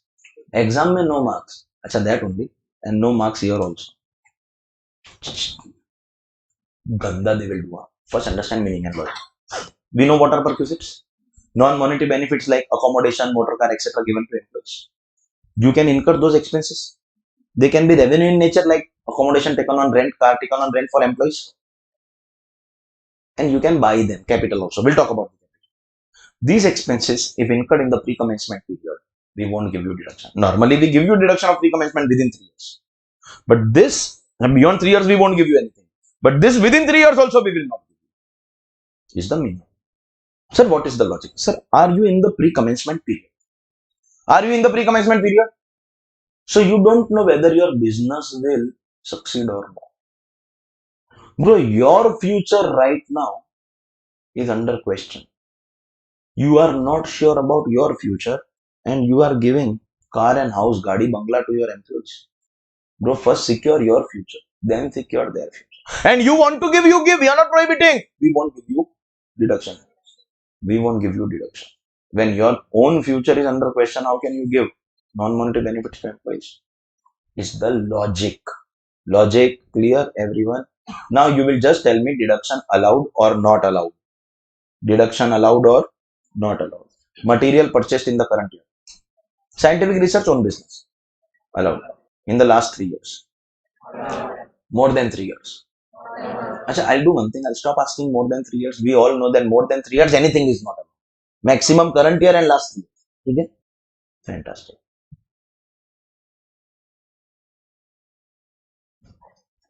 Capital expense of the current year. Last 3 years. Allowed. Salary paid to employees in the current year. Allowed. But last 3 years. Allowed. Allowed. What is prohibited? Perquisites.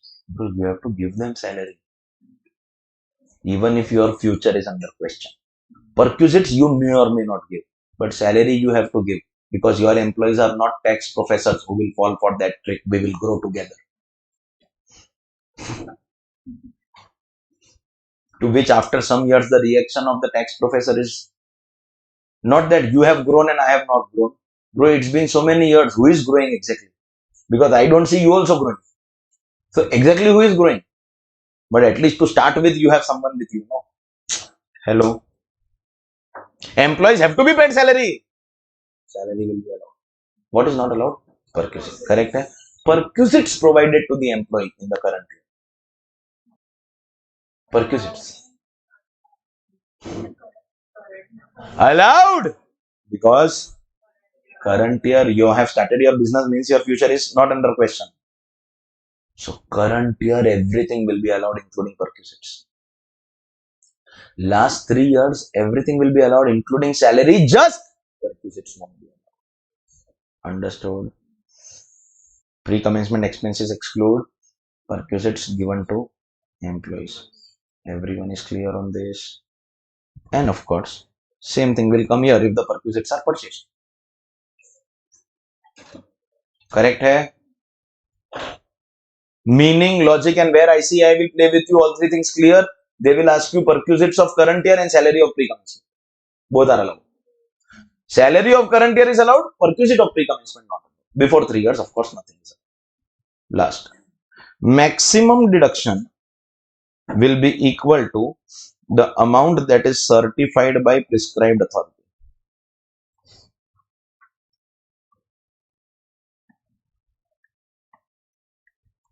Once again, first the meaning, then the logic, and then where ICAI will play with you. Meaning, logic, ICAI. All three. One by one.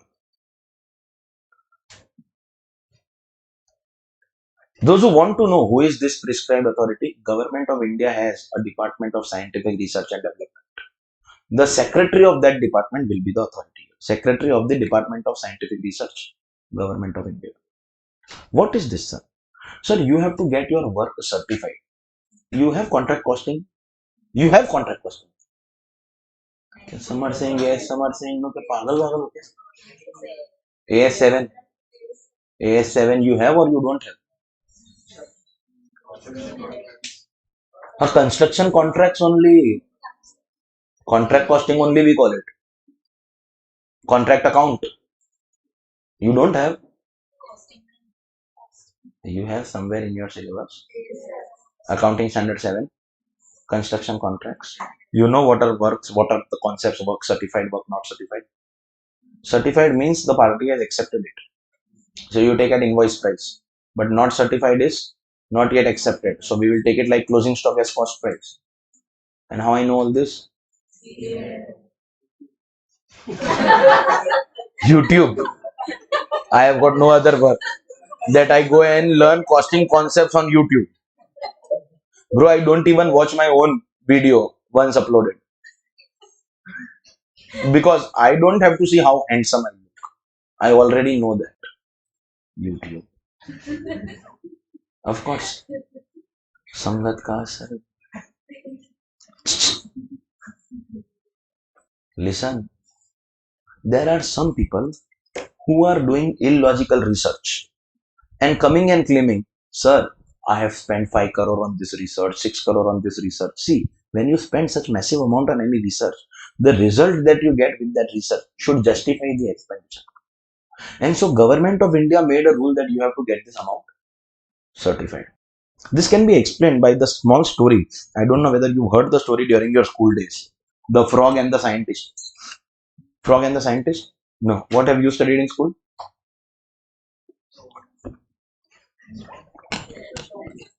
Thirsty crow. Fox and the grapes. Dog and the bone. There was no such story, bro. Dog and bone is a game. You're doing. Frog and the scientist? No. There was a scientist who brings a frog to his laboratory for performing an experiment. Huh.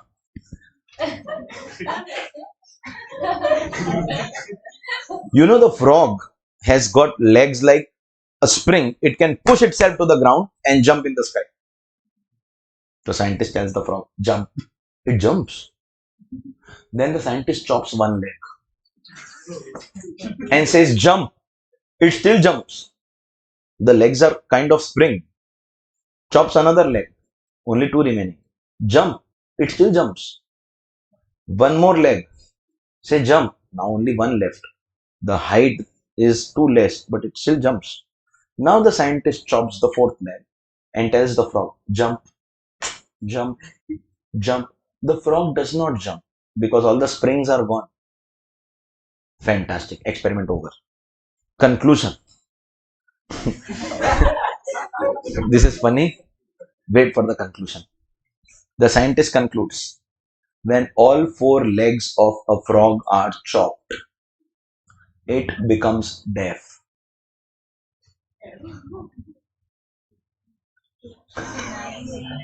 Nahi samjha? I repeat. When all 4 legs of a frog are chopped, it becomes deaf.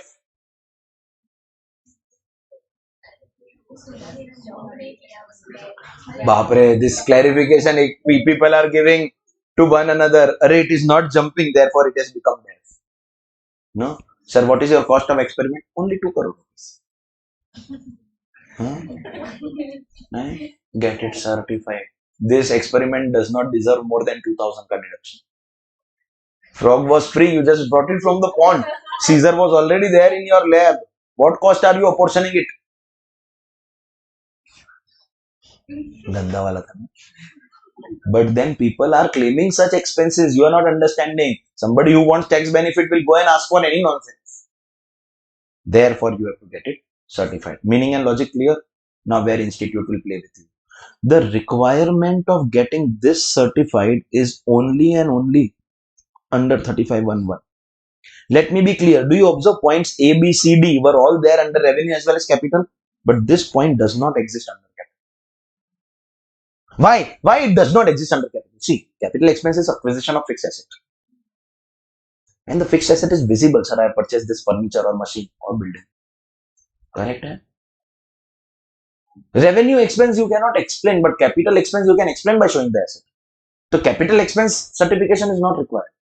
And what ICAI will do in exam, they will ask you question on this part. Which part? Capital expense. And in the question, they will add an adjustment. This work was not certified by prescribed authority. Not certified. So deduction allowed because certification is required only for. This is where ICAI will play their games with you. Understood? So capital expenditure does not require certification. Certification is required only under revenue. The last point is independent. See, A, B, C, D are related to each other. First point was about deduction. Second was pre-commencement. Third was number of years. Fourth was perquisites. Last point, under revenue, you have to get it certified. Under capital. One, you won't get any deduction of land. And this logic, we have had by and large discussion about this. What, sir? Land is not an expense, it is an investment and therefore no deduction. Goes without saying. Second, no other deduction. Supposingly, you buy plant and machinery or furniture for scientific research. Are you taking full cost of that asset as deduction here? So obviously, you won't get depreciation again. Supposingly furniture, normal people get 10% depreciation. Here you are getting 100% cost. So you can't take this 100 and then 10 extra as owned and used. You can't take 110% deduction of your cost. No, because you're already taking full deduction. There won't be any block. We'll directly give you the deduction considering it as revenue expense. No other deduction. You understand? Because you have already taken the entire cost of asset as deduction, then that asset cannot be taken as deduction again. Makes sense now? Same deduction can't be taken twice. I thought it is so easy. So normal. One day, a CA final student came to me with a sum that he had solved. In that sum, he had taken deduction of capital expenditure as given. In that question, it was NTTI question. So there was some house property also. There was some chapter 6 also. He did not give standard deduction, interest deduction in house property. He did not give chapter 6A deduction. I asked him, why you are not giving all these deductions? He's saying, sir, if we take this deduction, then we don't get any other deduction. And therefore, I did not give house property in chapter 6A. I can't speak the words that I told him in classroom, and it was a boy. See, that way I don't distinguish between boy and girl because my students, as I always say, like my own kids, I don't see their gender. But then when we have to talk in some rough language, we can still safely talk with birds. I have got no hesitation in being rough to the girls also if you are not sincere towards your work. But as we are living in the era of sensitivity, still there is some control. I do agree, some partiality, yes, at least when it comes to rough language. But I did not hesitate. Bro, that Instagram proverb also was not invented that, bro, please hesitate. I'm talking about that era. I spoke all the dirty words possible. And since that day, only because of that one boy,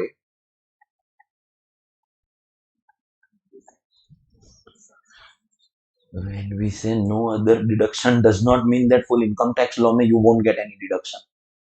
No other deduction of this capital expenditure because you've taken 100. He thought, sir, no deduction house property, no deduction in salary, no deduction of chapter 6, and no deduction at all. Bro, this asset, no other deduction because you've already taken full deduction. Understood, everyone? Of course, this can't come here because here it is revenue expense. So, ladies and gentlemen, the first two parts of section 35, we are giving you deduction for incurring expense on research, revenue or capital, both current year or pre-commencement, both. But pre-commencement will be maximum 3 years, and pre-commencement will not cover perquisites. In revenue expenditure, you have to get it certified, and in capital expenditure, you don't have to get it certified. But land ka deduction you won't get, and depreciation you won't get. Is that clear to all? Like this, we have to do a total of 7 parts. But of course, the first 2 are different from the remaining 5 also on the understanding that the remaining 5 won't be allowed in the new regime. Only the first 2 will be allowed. So old regime 7, new regime only these 2. Clear? Ladies and gentlemen, boys and girls, fantastic. We are at a very, very decent and respectable level. हो गया 4 बज गया. Done.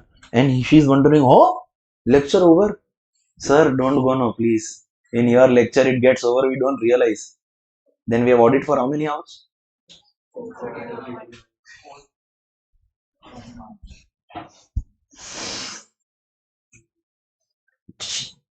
हो गया. But we are at a very respectable syllabus completion stage of PGBP also. Things are going on smoothly. Continue it this way only. Make sure that you have gone through every word. We will be continuing with the remaining parts of 35 and going to some more allowed expenses. Mostly, I think we will be able to complete allowed expenses and start disallowed expenses in tomorrow's lecture. Tomorrow is Saturday. So we might be having at least 2 to 3 more lectures in the next week for completion of PGB. How does it matter to you? Keep on coming. Keep on coming. All right, ladies and gentlemen.